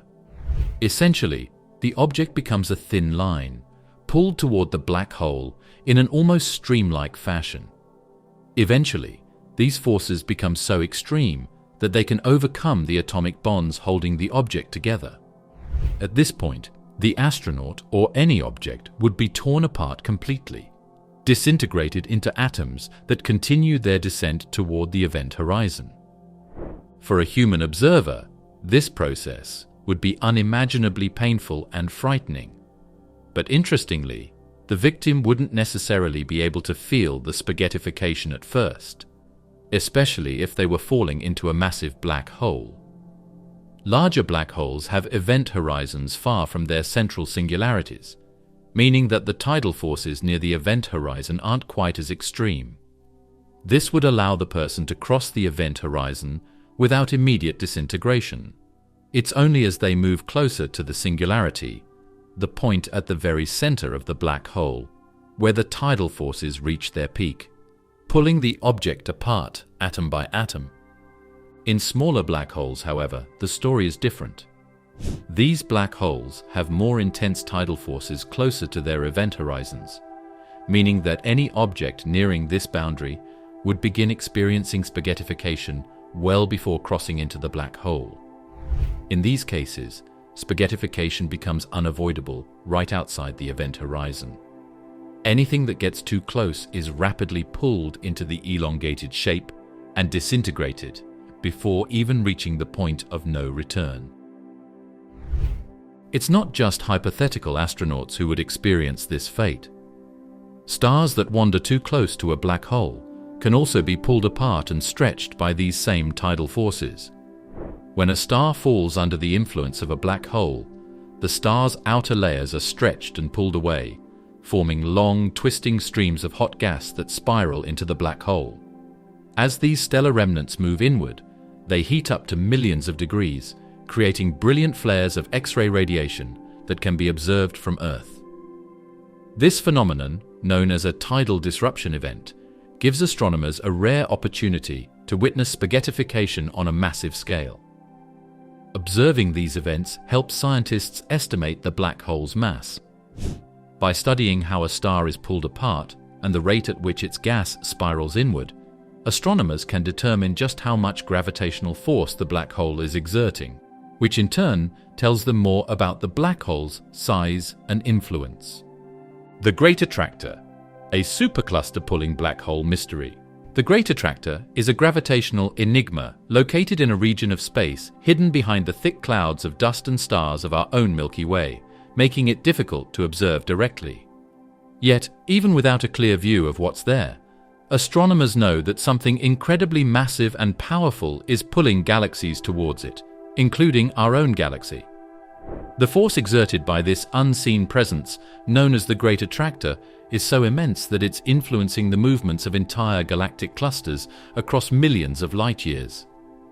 In the vast emptiness of the universe, where galaxies often drift apart, it's remarkable to find such a powerful center of attraction that defies the norm. Most galaxies are expected to follow a pattern of recession, moving away from each other due to the expansion of the universe. But in the area surrounding the Great Attractor, galaxies aren't moving away. Instead, they seem to be converging towards a central point. This convergence suggests the presence of a gravitational force strong enough to overcome the natural expansion of the universe in that region, creating a strange cosmic imbalance. Astronomers initially estimated that this gravitational anomaly was located around 200 million light-years away in the direction of the constellation Centaurus. However, pinpointing the exact nature of the Great Attractor has proven challenging. Because it sits in a region of space known as the zone of avoidance, our view is blocked by the gas, dust, and stars within the plane of the Milky Way. Radio telescopes and X-ray observatories have allowed scientists to peer through this barrier to some extent, but the data remains incomplete. One of the prevailing theories is that the Great Attractor is associated with a supercluster of galaxies, a vast structure made up of many smaller galaxy groups bound together by gravity. Specifically, some researchers believe that the Great Attractor may be part of the larger Laniakea supercluster, which includes the Virgo cluster, to which the Milky Way belongs. However, this only raises further questions, as superclusters themselves are massive, but usually spread out, with enough empty space between galaxies to prevent such intense gravitational influence in any one area. For the Great Attractor to be pulling galaxies inward so strongly, something extremely dense and massive must be at its core. This is where the possibility of black holes comes into play. Astronomers have considered that the Great Attractor might harbor a collection of supermassive black holes, each capable of exerting powerful gravitational influence. If this were the case, these black holes would not be isolated, but rather packed together within the core of a vast galactic cluster. Such an assembly could explain the intensity of the gravitational pull, as the combined masses of multiple black holes would generate a force unlike anything we typically observe on this scale. However, for black holes alone to account for this level of attraction, they would need to be extraordinarily massive or gathered in an unusually high concentration, unlike anything observed in more familiar parts of the universe. Some researchers propose that the Great Attractor could be a dense concentration of dark matter, which could explain why we can't see it and why it exerts such a powerful influence on surrounding galaxies. Interaction between dark matter and black holes in this area may amplify the gravitational force, creating the pull we observe. If a large amount of dark matter is clustered in this hidden region, it could be influencing the movement of galaxies without us ever seeing what's actually there. Researchers have identified another anomaly called the Shapley supercluster, located even farther away, which appears to be pulling galaxies in a similar way. This suggests that there might be a chain of massive structures, with one region of gravitational pull giving way to an even larger one in a kind of cosmic relay, where matter is drawn from one massive structure to the next. If black holes do contribute to the great attractor's mass, they might represent the endpoints of countless galaxies and star clusters that have been consumed over billions of years. Supermassive or ultramassive black holes could merge into even bigger black holes, contributing to the gravitational mass and slowly building up over time. This would mean that the great attractor isn't a static object, but an evolving structure that grows as more material is drawn in. Sagittarius A*, the supermassive black hole at our galaxy's heart. At the center of the Milky Way lies a cosmic giant, the supermassive black hole Sagittarius A*. This object, nestled within the galactic core about 26,000 light-years away from Earth, remains largely invisible to the naked eye, hidden by clouds of gas and dust that shroud the galactic center. Roughly 4 million times the mass of our Sun, Sagittarius A* is a behemoth of gravitational influence. This massive black hole holds sway over the central regions of the Milky Way, affecting the orbits of nearby stars and influencing the distribution of gas and dust within our galaxy's inner core. Its gravitational pull helps stabilize the region, giving the galaxy its characteristic spiral shape.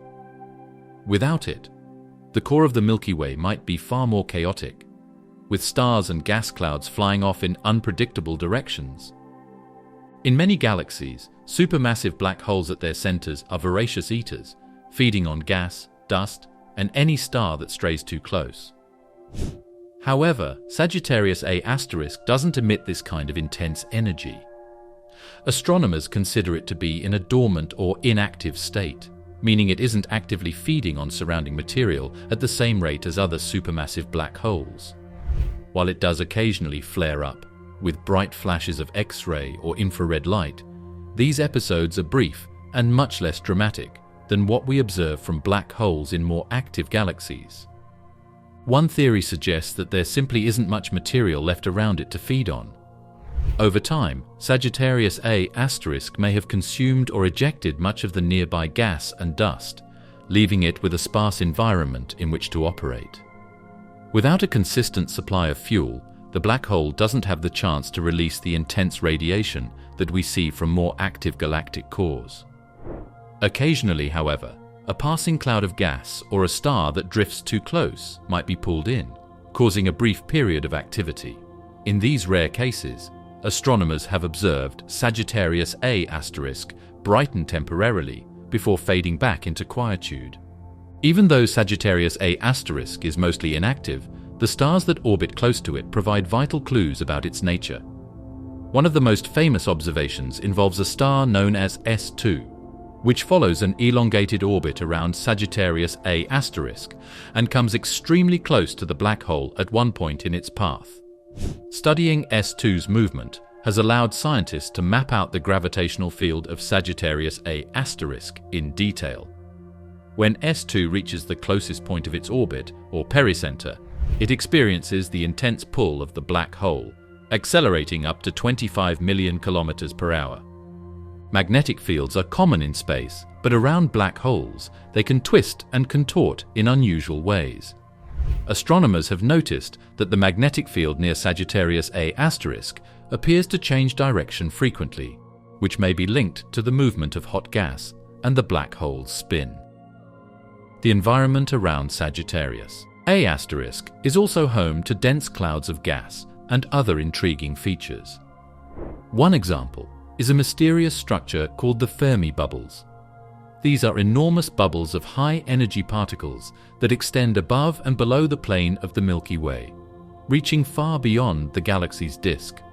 Some scientists believe these bubbles might be linked to past activity of Sagittarius A*, possibly from a period when it was more active and expelled jets of material into space. If this theory is correct, then the Fermi bubbles serve as a sort of fossilized record, preserving evidence of a time when Sagittarius A* might have been more like the active black holes we see in other galaxies today. Though Sagittarius A* is currently calm, it's possible that it could become active again if a sufficient amount of material finds its way to the galactic center.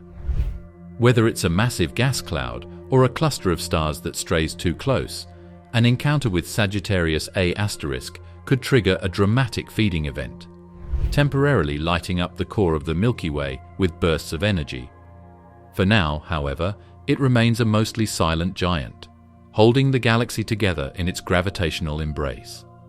The peculiar case of GRS 1915 plus 105, the largest stellar black hole in our galaxy. Among the stellar black holes known in our galaxy, GRS 1915 plus 105 stands out as one of the most massive stellar black holes in the Milky Way, with a mass estimated to be between 10 and 14 times that of our Sun.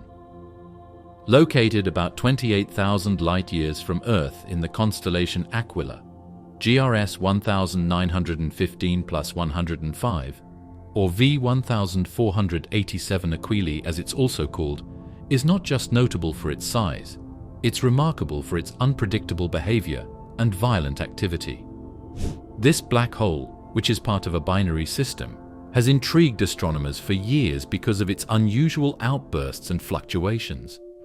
Unlike many black holes that experience periods of calm punctuated by occasional bursts of activity, V1487 Aquila seems to be constantly teetering on the edge of a cosmic tantrum. Its emissions are erratic and powerful, producing X-ray outbursts that can be thousands of times brighter than our Sun. These emissions are not only intense, but are also incredibly varied. Sometimes they flare up in a matter of seconds, while at other times, the outbursts last for minutes or even hours. This volatility has earned V1487 Aquila a reputation as one of the most unpredictable black holes ever studied. The source of this activity lies in the black hole's feeding habits, which are unlike those of most other black holes. V1487 Aquila has a companion star from which it draws matter, siphoning gas away through gravitational forces. In many black holes, the accretion disk is relatively stable, allowing material to gradually flow into the black hole. But in the case of V1487 Aquila, this disk is highly unstable. The material in the disk accumulates and then releases in powerful bursts, leading to the frequent and erratic flares. Astronomers believe that these irregular bursts are due to a process known as the Eddington limit, which is a balance between the gravitational pull of the black hole and the outward pressure created by intense radiation. When too much material builds up in the accretion disk, the pressure from radiation pushes back against the gravitational pull, temporarily halting the inflow of matter. This causes the material to pile up, only to crash inward in a powerful wave when the pressure eases. This back-and-forth process creates a cyclical pattern of buildup and release, resulting in the explosive X-ray outbursts that make the black hole so unique. The energetic outbursts from V1487 also create spectacular jets of matter that shoot out from the black hole's poles. These jets, known as relativistic jets, travel at nearly the speed of light and extend out thousands of kilometers into space. Scientists believe that the intense magnetic fields around the accretion disk are responsible for launching these particles at such high speeds, ejecting them into space in narrow beams. Much like its X-ray emissions, the jets are highly erratic, flickering on and off and changing in intensity. In fact, astronomers have classified V1487 Aquila's activity into several different modes, each representing a different combination of disk behavior, X-ray emission, and jet production. Some modes produce powerful, steady jets, while others generate weaker, sporadic ones. Black holes can spin at various speeds, depending on how much angular momentum they have acquired over their lifetimes. For V1487, the spin is exceptionally high, close to the maximum possible rate for a black hole. This rapid rotation affects everything around it, from the shape of the event horizon to the dynamics of the accretion disk. In particular, The high spin rate likely enhances the power of the jets, allowing them to reach relativistic speeds. Cygnus X1, the first confirmed stellar black hole and its astounding power. In the world of black hole research, Cygnus X1 holds a special place. It was the first stellar black hole ever confirmed, and its discovery marked a milestone in our understanding of these objects. Cygnus X1 is a powerful source of X-ray emissions located in the constellation Cygnus about 7,300 light-years from Earth. This black hole belongs to a binary system, locked in a gravitational dance with a large companion star. In the early 1960s, scientists detected intense X-ray emissions coming from a seemingly empty spot in the sky. These emissions puzzled astronomers. At the time, X-rays from outer space were still new territory, and the sources of such powerful emissions were not well understood. As scientists observed this object more closely, they realized that it was emitting X-rays at a level far beyond what ordinary stars could produce. Eventually, the source of these X-rays was traced back to a binary system, where a massive star, now known as HDE 226868, appeared to be orbiting an invisible but extremely massive companion. This companion was Cygnus X1, and it wasn't long before astronomers realized they were looking at something unlike anything ever observed. Cygnus X1's story was propelled forward when Stephen Hawking famously bet the future Nobel Prize-winning physicist Kip Thorne in the 1970s that Cygnus X1 was not a black hole. At that time, the idea of black holes was still theoretical, and many scientists were hesitant to accept the existence of such extreme objects. However, as more data came in, it became clear that Cygnus X1 met all the criteria for a black hole: a dense, invisible object with a gravitational pull strong enough to prevent even light from escaping.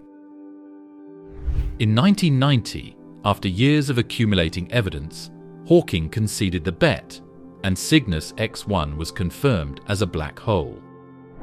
One of the defining features of Cygnus X1 is its intense and steady X-ray output. Cygnus X1's companion star, HDE 226868, is a massive blue supergiant, and it is losing material due to the gravitational influence of the black hole. Cygnus X1 pulls in a stream of gas from this star, forming a high-energy accretion disk. The material in this disk is compressed and heated to millions of degrees, creating a powerful X-ray glow.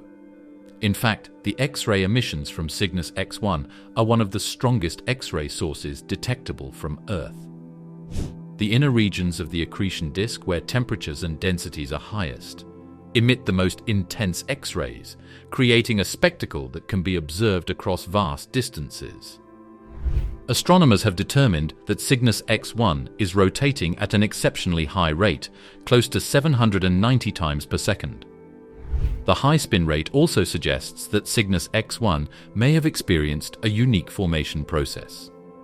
One possibility is that it formed from the collapse of a very massive star that imparted its angular momentum to the black hole. Alternatively, Cygnus X1 could have gained additional spin by accreting material from its companion over time.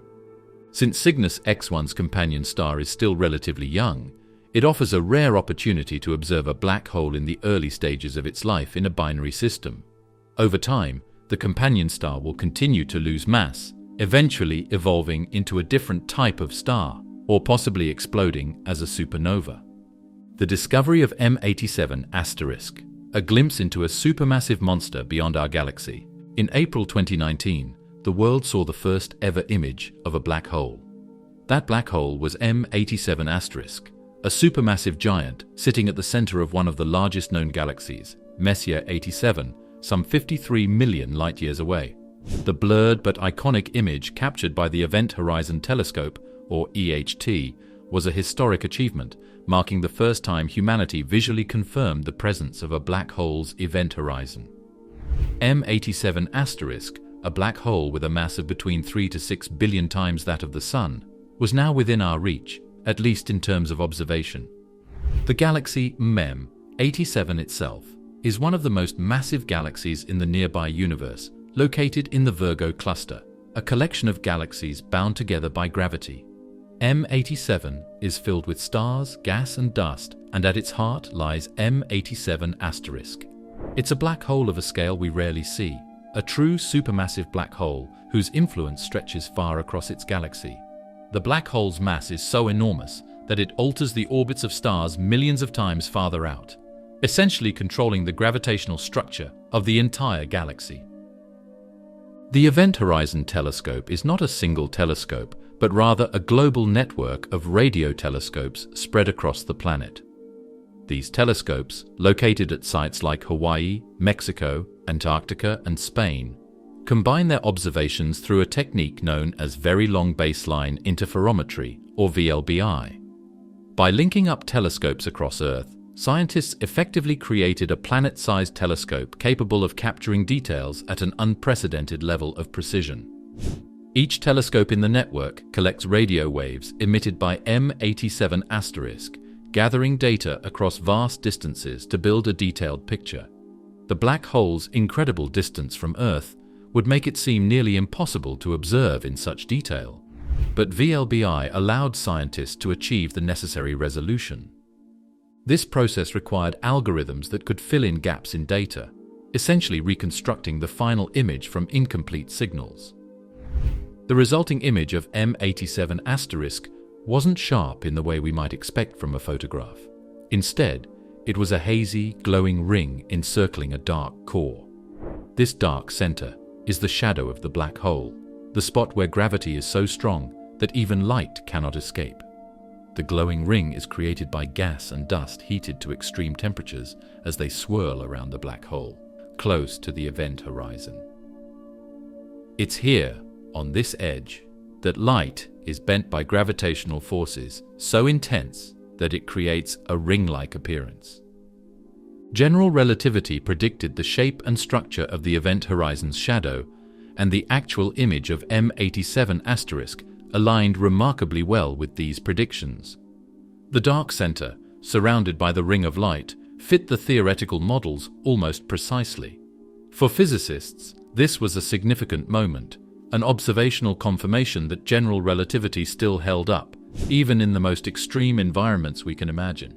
M87* is a particularly active black hole, meaning it feeds on a steady supply of matter drawn from its surroundings.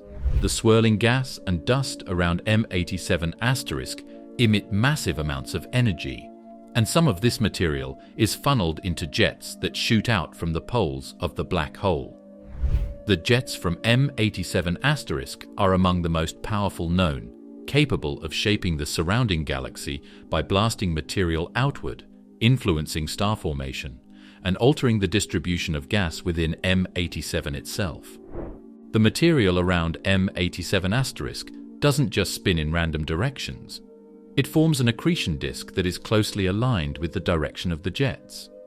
By studying these jets and their orientation, astronomers can determine the black hole's rotation and gain insights into how M87* interacts with the galaxy.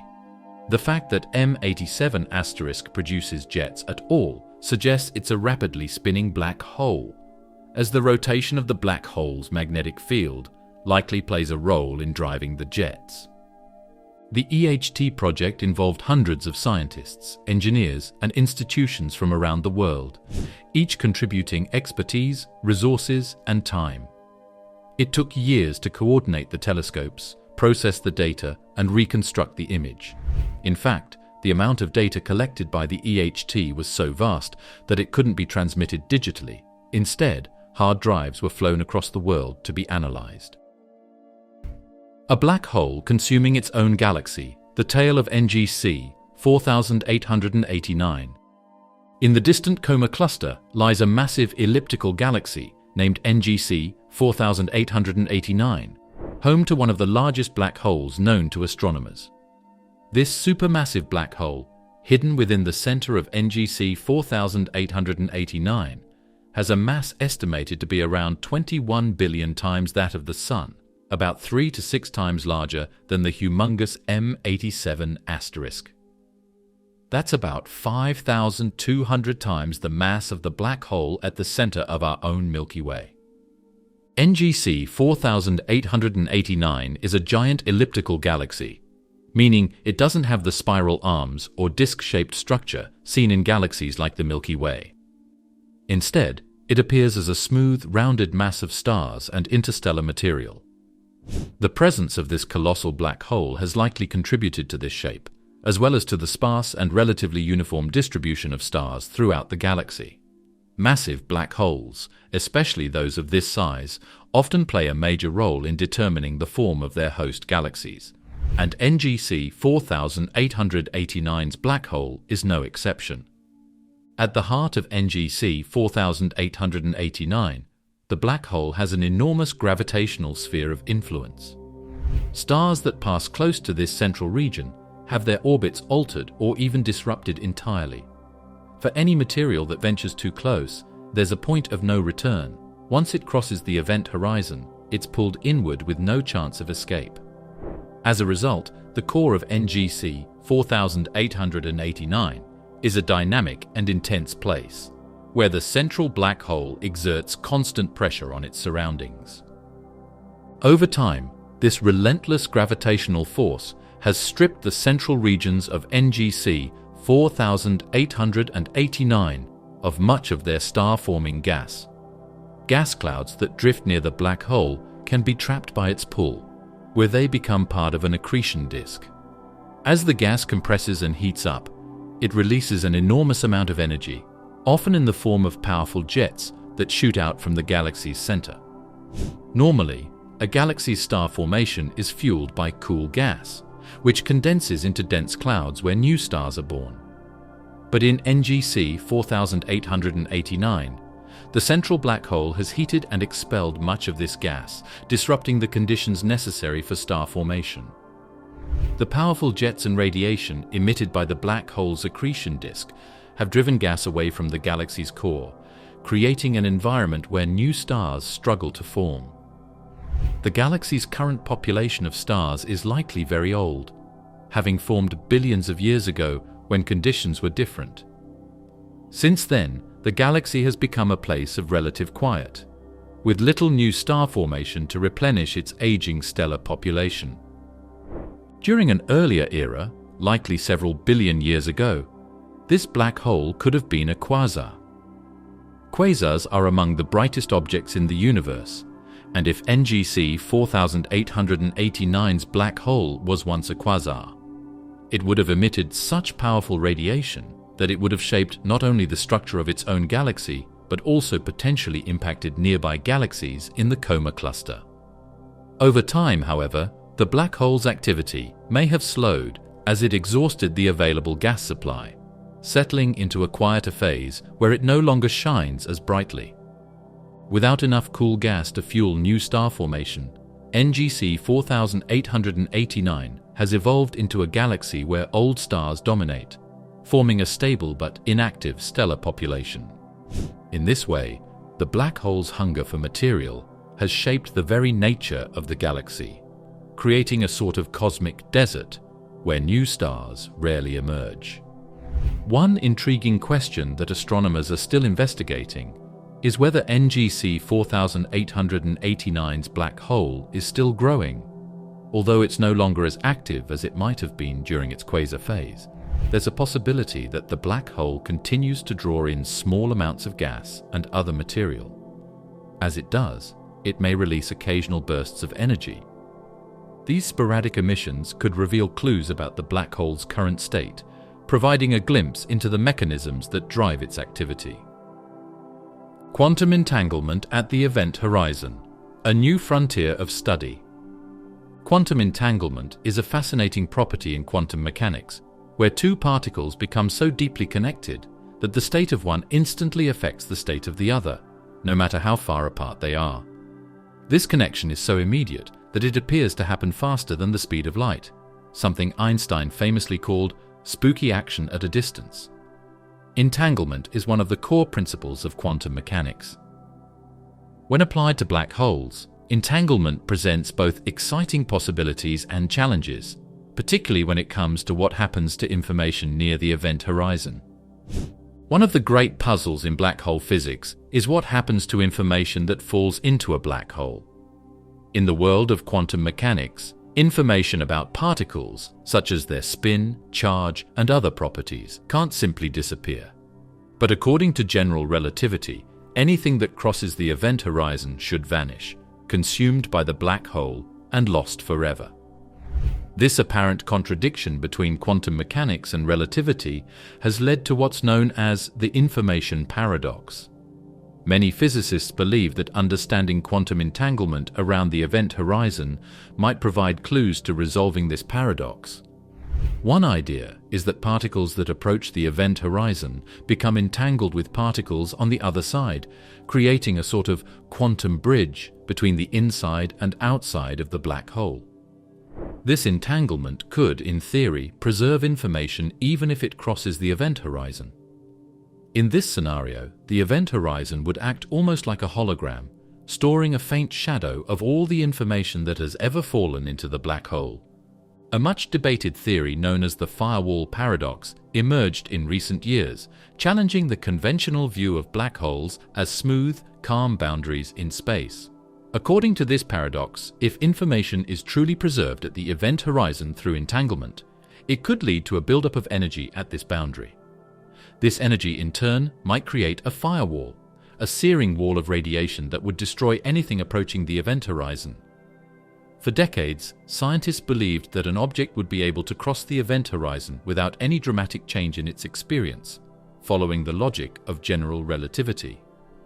The firewall paradox, however, proposes a scenario where, instead of falling smoothly into a black hole, anything that approaches the event horizon would be obliterated by intense radiation.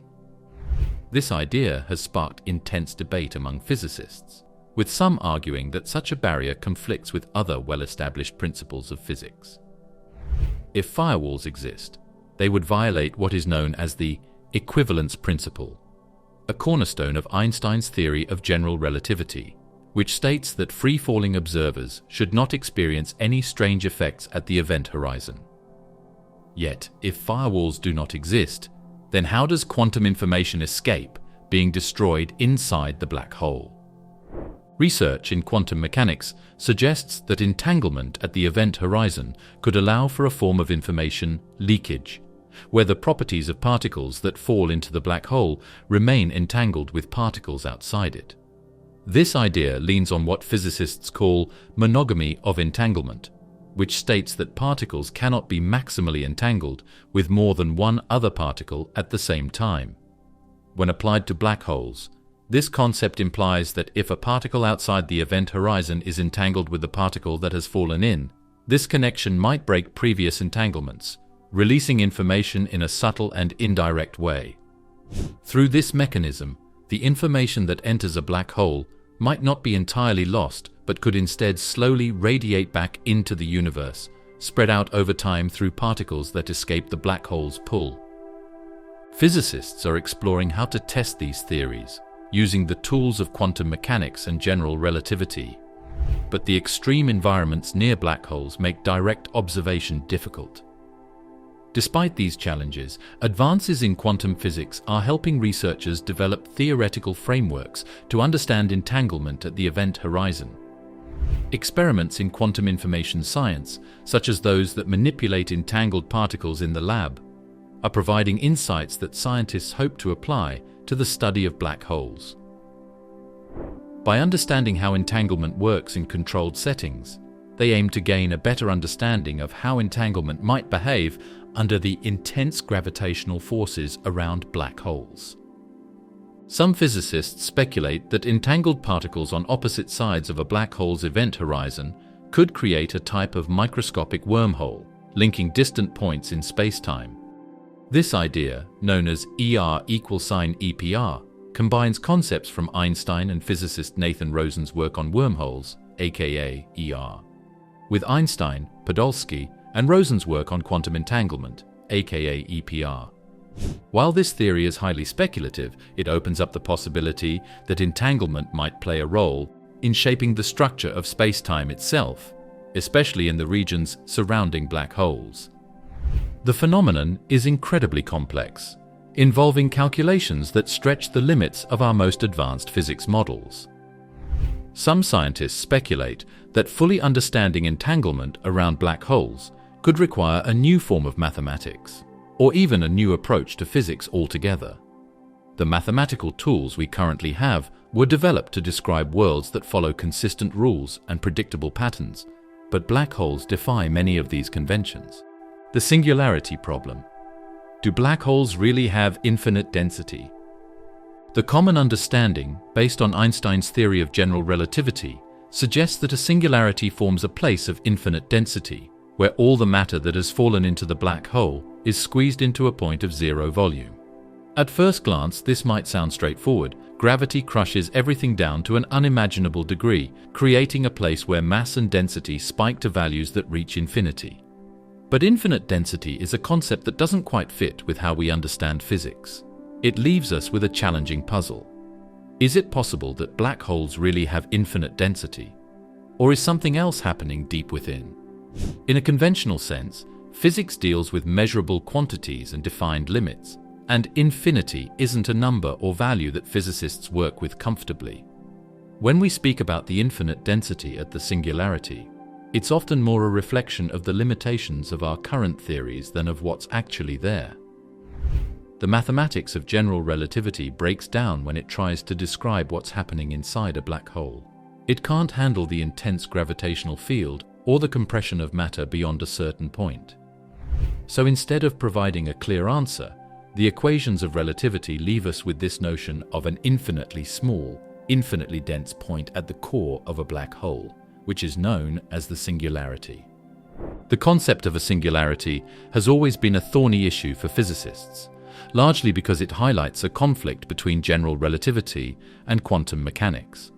When you try to apply both theories to the singularity, they clash. General relativity insists that gravity is so strong at the singularity that it warps space-time infinitely. But quantum mechanics, which describes matter at tiny scales, suggests that there should be some sort of limit to how much matter can be compressed. These two theories refuse to reconcile with each other when faced with the singularity, which has led physicists to search for a more complete theory of quantum gravity, something that can describe both the massive gravitational forces of black holes and the tiny quantum particles that fall into them.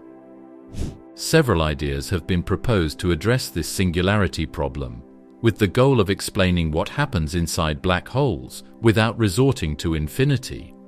One of the leading concepts is string theory, which suggests that the basic building blocks of the universe aren't particles, like electrons or quarks, but rather tiny, vibrating strings of energy. These strings can take on different forms and interact with one another in ways that could potentially smooth out the singularity, avoiding infinite density and creating a finite, if incredibly small, core within the black hole. Another approach is called loop quantum gravity, according to which space is not a continuous fabric, but is instead made up of tiny, discrete units or loops. This theory suggests that there's a fundamental graininess to space at the smallest scales, and this could provide a natural limit to the density that matter can reach inside a black hole. In this view, rather than collapsing into an infinitely small point, the matter inside a black hole might form a highly compact but finite structure, where space is bent but not torn into infinity. There's also the idea that, rather than having an actual point of infinite density, the singularity could be a phenomenon related to the event horizon itself. Some physicists propose that, from the perspective of an outside observer, the matter that falls toward a black hole never actually reaches the singularity. Due to the effects of extreme time dilation near the event horizon, it appears as though the infalling matter slows down more and more, freezing just above the event horizon as time stretches toward infinity. In this interpretation, the singularity isn't so much a place inside the black hole, as it is a consequence of the distortion of space-time around it. Quantum mechanics offers some hints about what might be happening at the singularity, particularly with concepts like the uncertainty principle. This principle suggests that there's a fundamental limit to how precisely we can know certain properties, like a particle's position and momentum at the same time. In the intensely compressed environment of a black hole, this uncertainty could create a situation where particles maintain a certain quantum fuzziness, which would prevent them from being crushed into a single point. This kind of quantum pressure might counteract the pull of gravity, creating a sort of quantum core instead of a true singularity with infinite density. Stephen Hawking and others have contributed additional ideas to the mystery of the singularity.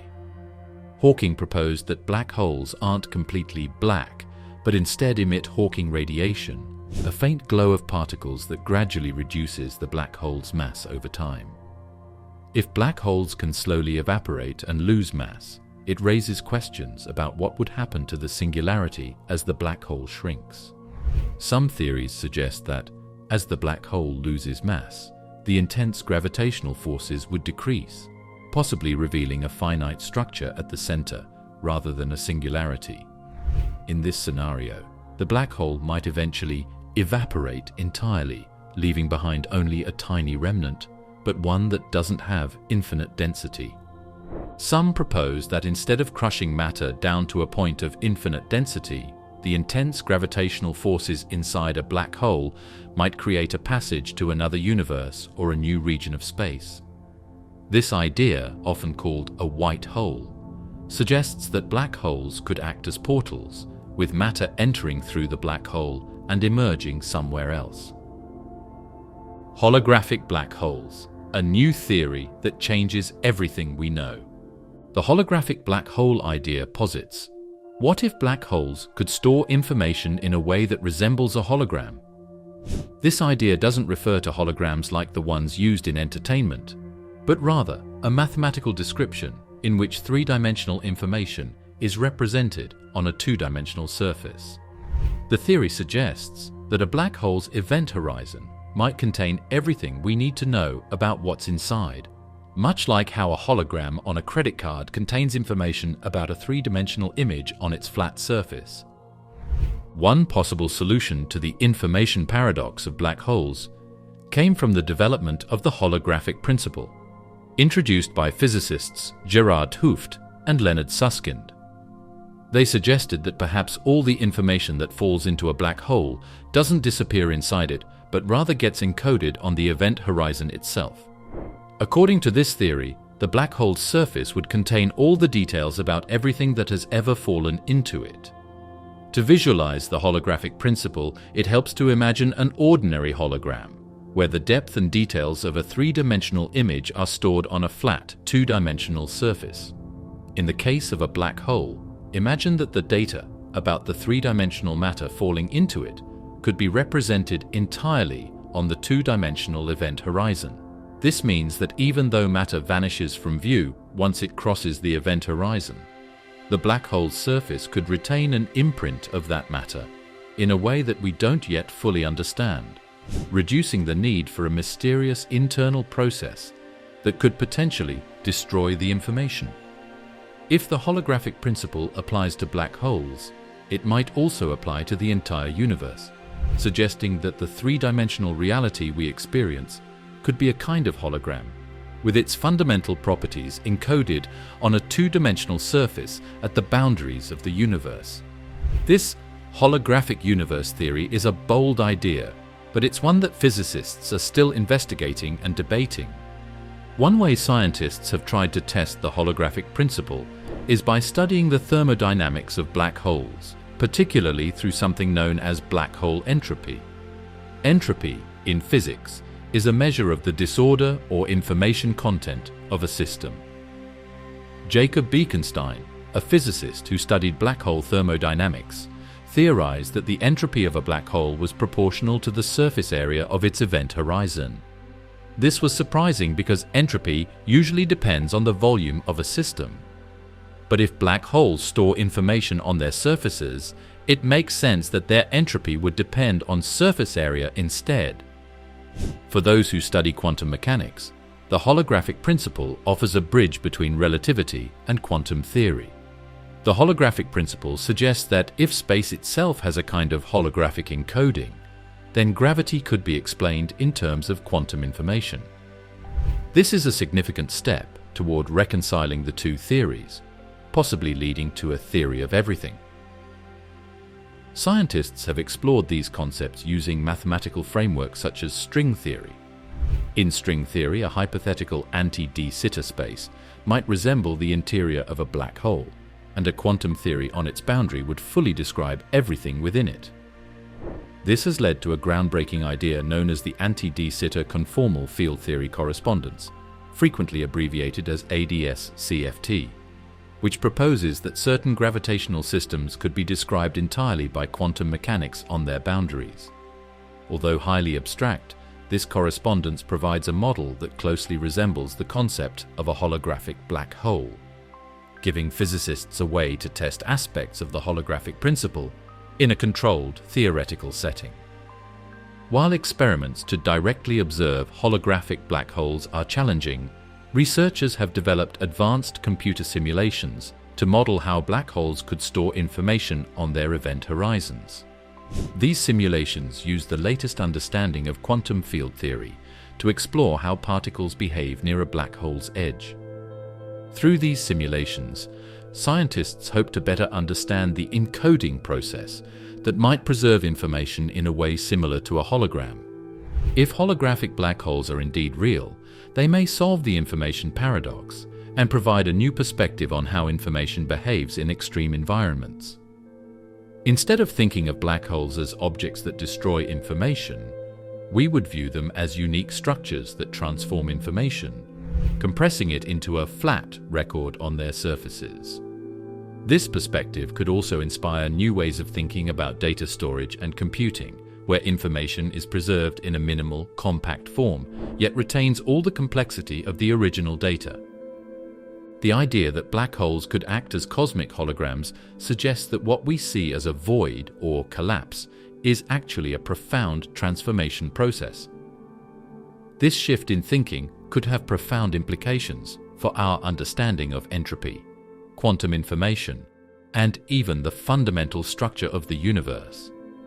If the universe is indeed holographic in nature, it would imply that the depth of space is, in a way, an illusion, a product of information arranged on surfaces.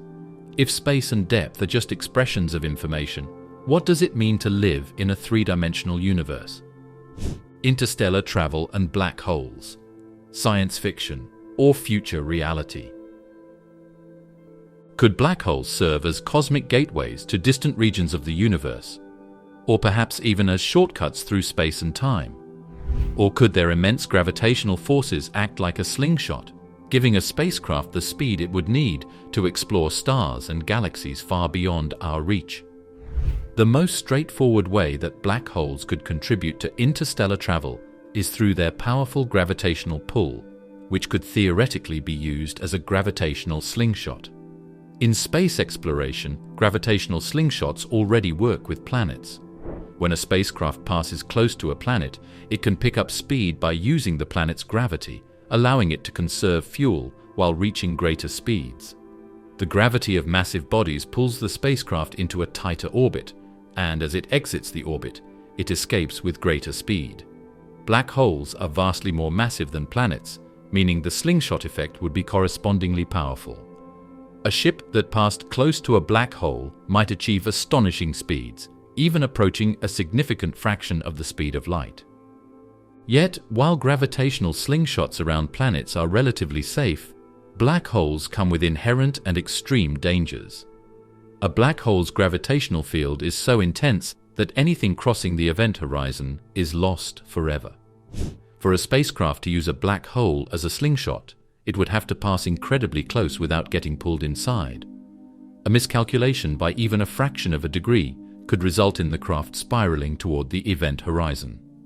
Beyond that, the tidal forces near a black hole are also far more severe than those around planets, which means that even a close pass might be dangerous, stretching and twisting the craft with unimaginable force. Still, the idea of using black holes in space travel doesn't end with gravitational slingshots. Some theories suggest that black holes, particularly rotating black holes known as Kerr black holes, could act as portals or wormholes that connect distant points in space. The concept of a wormhole is hypothetical, first proposed by Albert Einstein and Nathan Rosen as part of Einstein's general theory of relativity. Wormholes are envisioned as tunnels through space-time, where entering one end could theoretically lead to an exit far away in another region of space, possibly even another galaxy. In theory, certain black holes might form the entrance to such a tunnel. However, to function as a wormhole that allows safe passage, a black hole would need specific properties, such as a stable structure and a rotating ring-shaped singularity, conditions that are still purely theoretical. A typical black hole crushes everything that falls in, reducing it to subatomic particles. For a wormhole to work, it would need to somehow hold its shape and not collapse on itself, allowing something to pass through without being destroyed. Some scientists have speculated that exotic matter with negative energy could stabilize a wormhole, preventing it from collapsing. But this kind of matter hasn't been observed in nature. Even if it exists, creating or gathering enough of it to stabilize a wormhole remains well beyond our technological capabilities. Beyond the stability issues, there is the question of time. Traveling through a black hole or wormhole would involve extreme time dilation. This time distortion could complicate any mission that seeks to use black holes for travel, as the passage of time outside the black hole's influence could be drastically different from what the travelers experience. One fascinating possibility is that if an advanced civilization could somehow harness a black hole's energy, they might be able to use it as a near-infinite power source for interstellar travel. A theoretical black hole drive could involve capturing Hawking radiation or utilizing the black hole's rotational energy to power a spacecraft. By approaching the black hole and skimming its event horizon without falling in, a spacecraft might be able to tap into this energy in a controlled way. Black holes are already difficult to approach safely, but capturing Hawking radiation or rotational energy would require technology far beyond anything we have today. Extracting energy from a black hole would involve capturing and redirecting it, a task that would likely demand complex engineering and precise navigation systems. The idea is fascinating, but for now remains in the domain of theoretical speculation. The future of black hole research. What new discoveries await? Observing black holes has traditionally been one of the biggest challenges in astronomy. By their very nature, black holes do not emit light in the way that stars or galaxies do. Instead, their presence is detected through indirect methods, by observing the intense gravitational effects they have on their surroundings, such as the way they bend light, affect nearby stars, or emit powerful X-rays as they pull in matter. However, with each new generation of telescopes, sensors, and computational techniques, scientists are beginning to catch a clearer glimpse of black holes and their behavior. One of the most revolutionary recent advancements was the development of the Event Horizon Telescope. The EHT was only the beginning, and its success has inspired even more ambitious projects. Plans are underway to enhance the EHT's capabilities by adding more observatories to its network, which would improve its resolution and allow it to capture images of black holes with even more detail. The goal is to provide sharper and more comprehensive views of black holes' event horizons, capturing finer details of the gas and plasma as they swirl around the black hole's edge. Gravitational wave astronomy is also still in its early stages, but it promises to be one of the most powerful tools for studying black holes. Unlike electromagnetic waves, gravitational waves are not hindered by dust or obstacles in space, allowing them to travel directly from their source to Earth. This means that gravitational waves can provide insights into black holes hidden within dense or distant regions of space that are otherwise invisible. In the coming years, a new generation of detectors, including LISA, the Laser Interferometer Space Antenna, a space-based gravitational wave observatory, is expected to launch. LISA will be more sensitive than Earth-based detectors and capable of detecting lower-frequency gravitational waves, potentially revealing a vast new array of black hole interactions, including the merging of supermassive black holes. Another significant area of research involves the study of black holes in other wavelengths of light, such as X-rays and gamma rays. These high-energy forms of light are often produced by extreme processes near black holes, such as the heating of matter in the accretion disk or the launching of relativistic jets. By examining black holes across multiple wavelengths, astronomers can gain a more comprehensive understanding of the physics at play. Instruments like the Chandra X-ray Observatory and the proposed Lynx X-ray Observatory are designed to study high-energy phenomena in space, offering insights into the life cycles of black holes and the energetic events surrounding them. Beyond new instruments, advancements in computational technology are transforming how scientists study black holes. Supercomputers now allow researchers to simulate complex black hole systems, including their accretion disks, magnetic fields, and interactions with surrounding matter.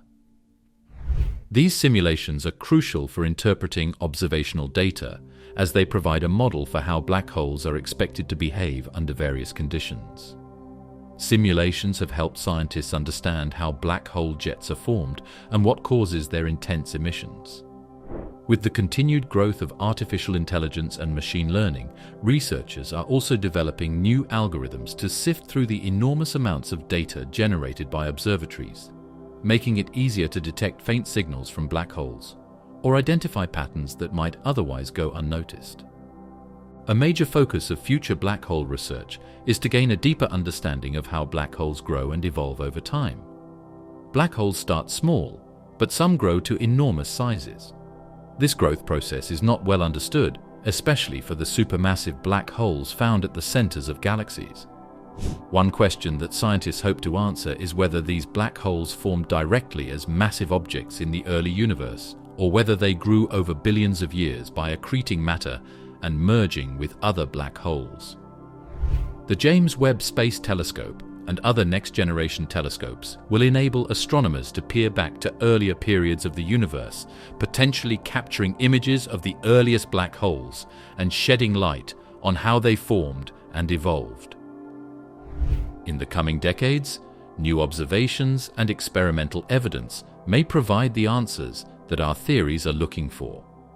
Missions like the Event Horizon Explorer, a proposed project to send an array of X-ray observatories into orbit, aim to capture high-resolution images of black hole event horizons, further unveiling the structure and behavior of these objects. Other concepts, like building a constellation of telescopes in space, could allow scientists to study black holes in unprecedented detail from multiple angles, creating a three-dimensional view of their interactions with the surrounding universe. As black hole research continues to advance, each new discovery adds an additional piece to the puzzle. The tools at our disposal are expanding rapidly, and with these tools, scientists are poised to uncover secrets that once seemed beyond our reach, bridging the gap between our understanding of the true nature of black holes and their role in the cosmos. What sort of exciting discoveries are you looking forward to? Comment down below, and if you enjoyed the video, consider leaving a like and subscribing. Thanks for watching.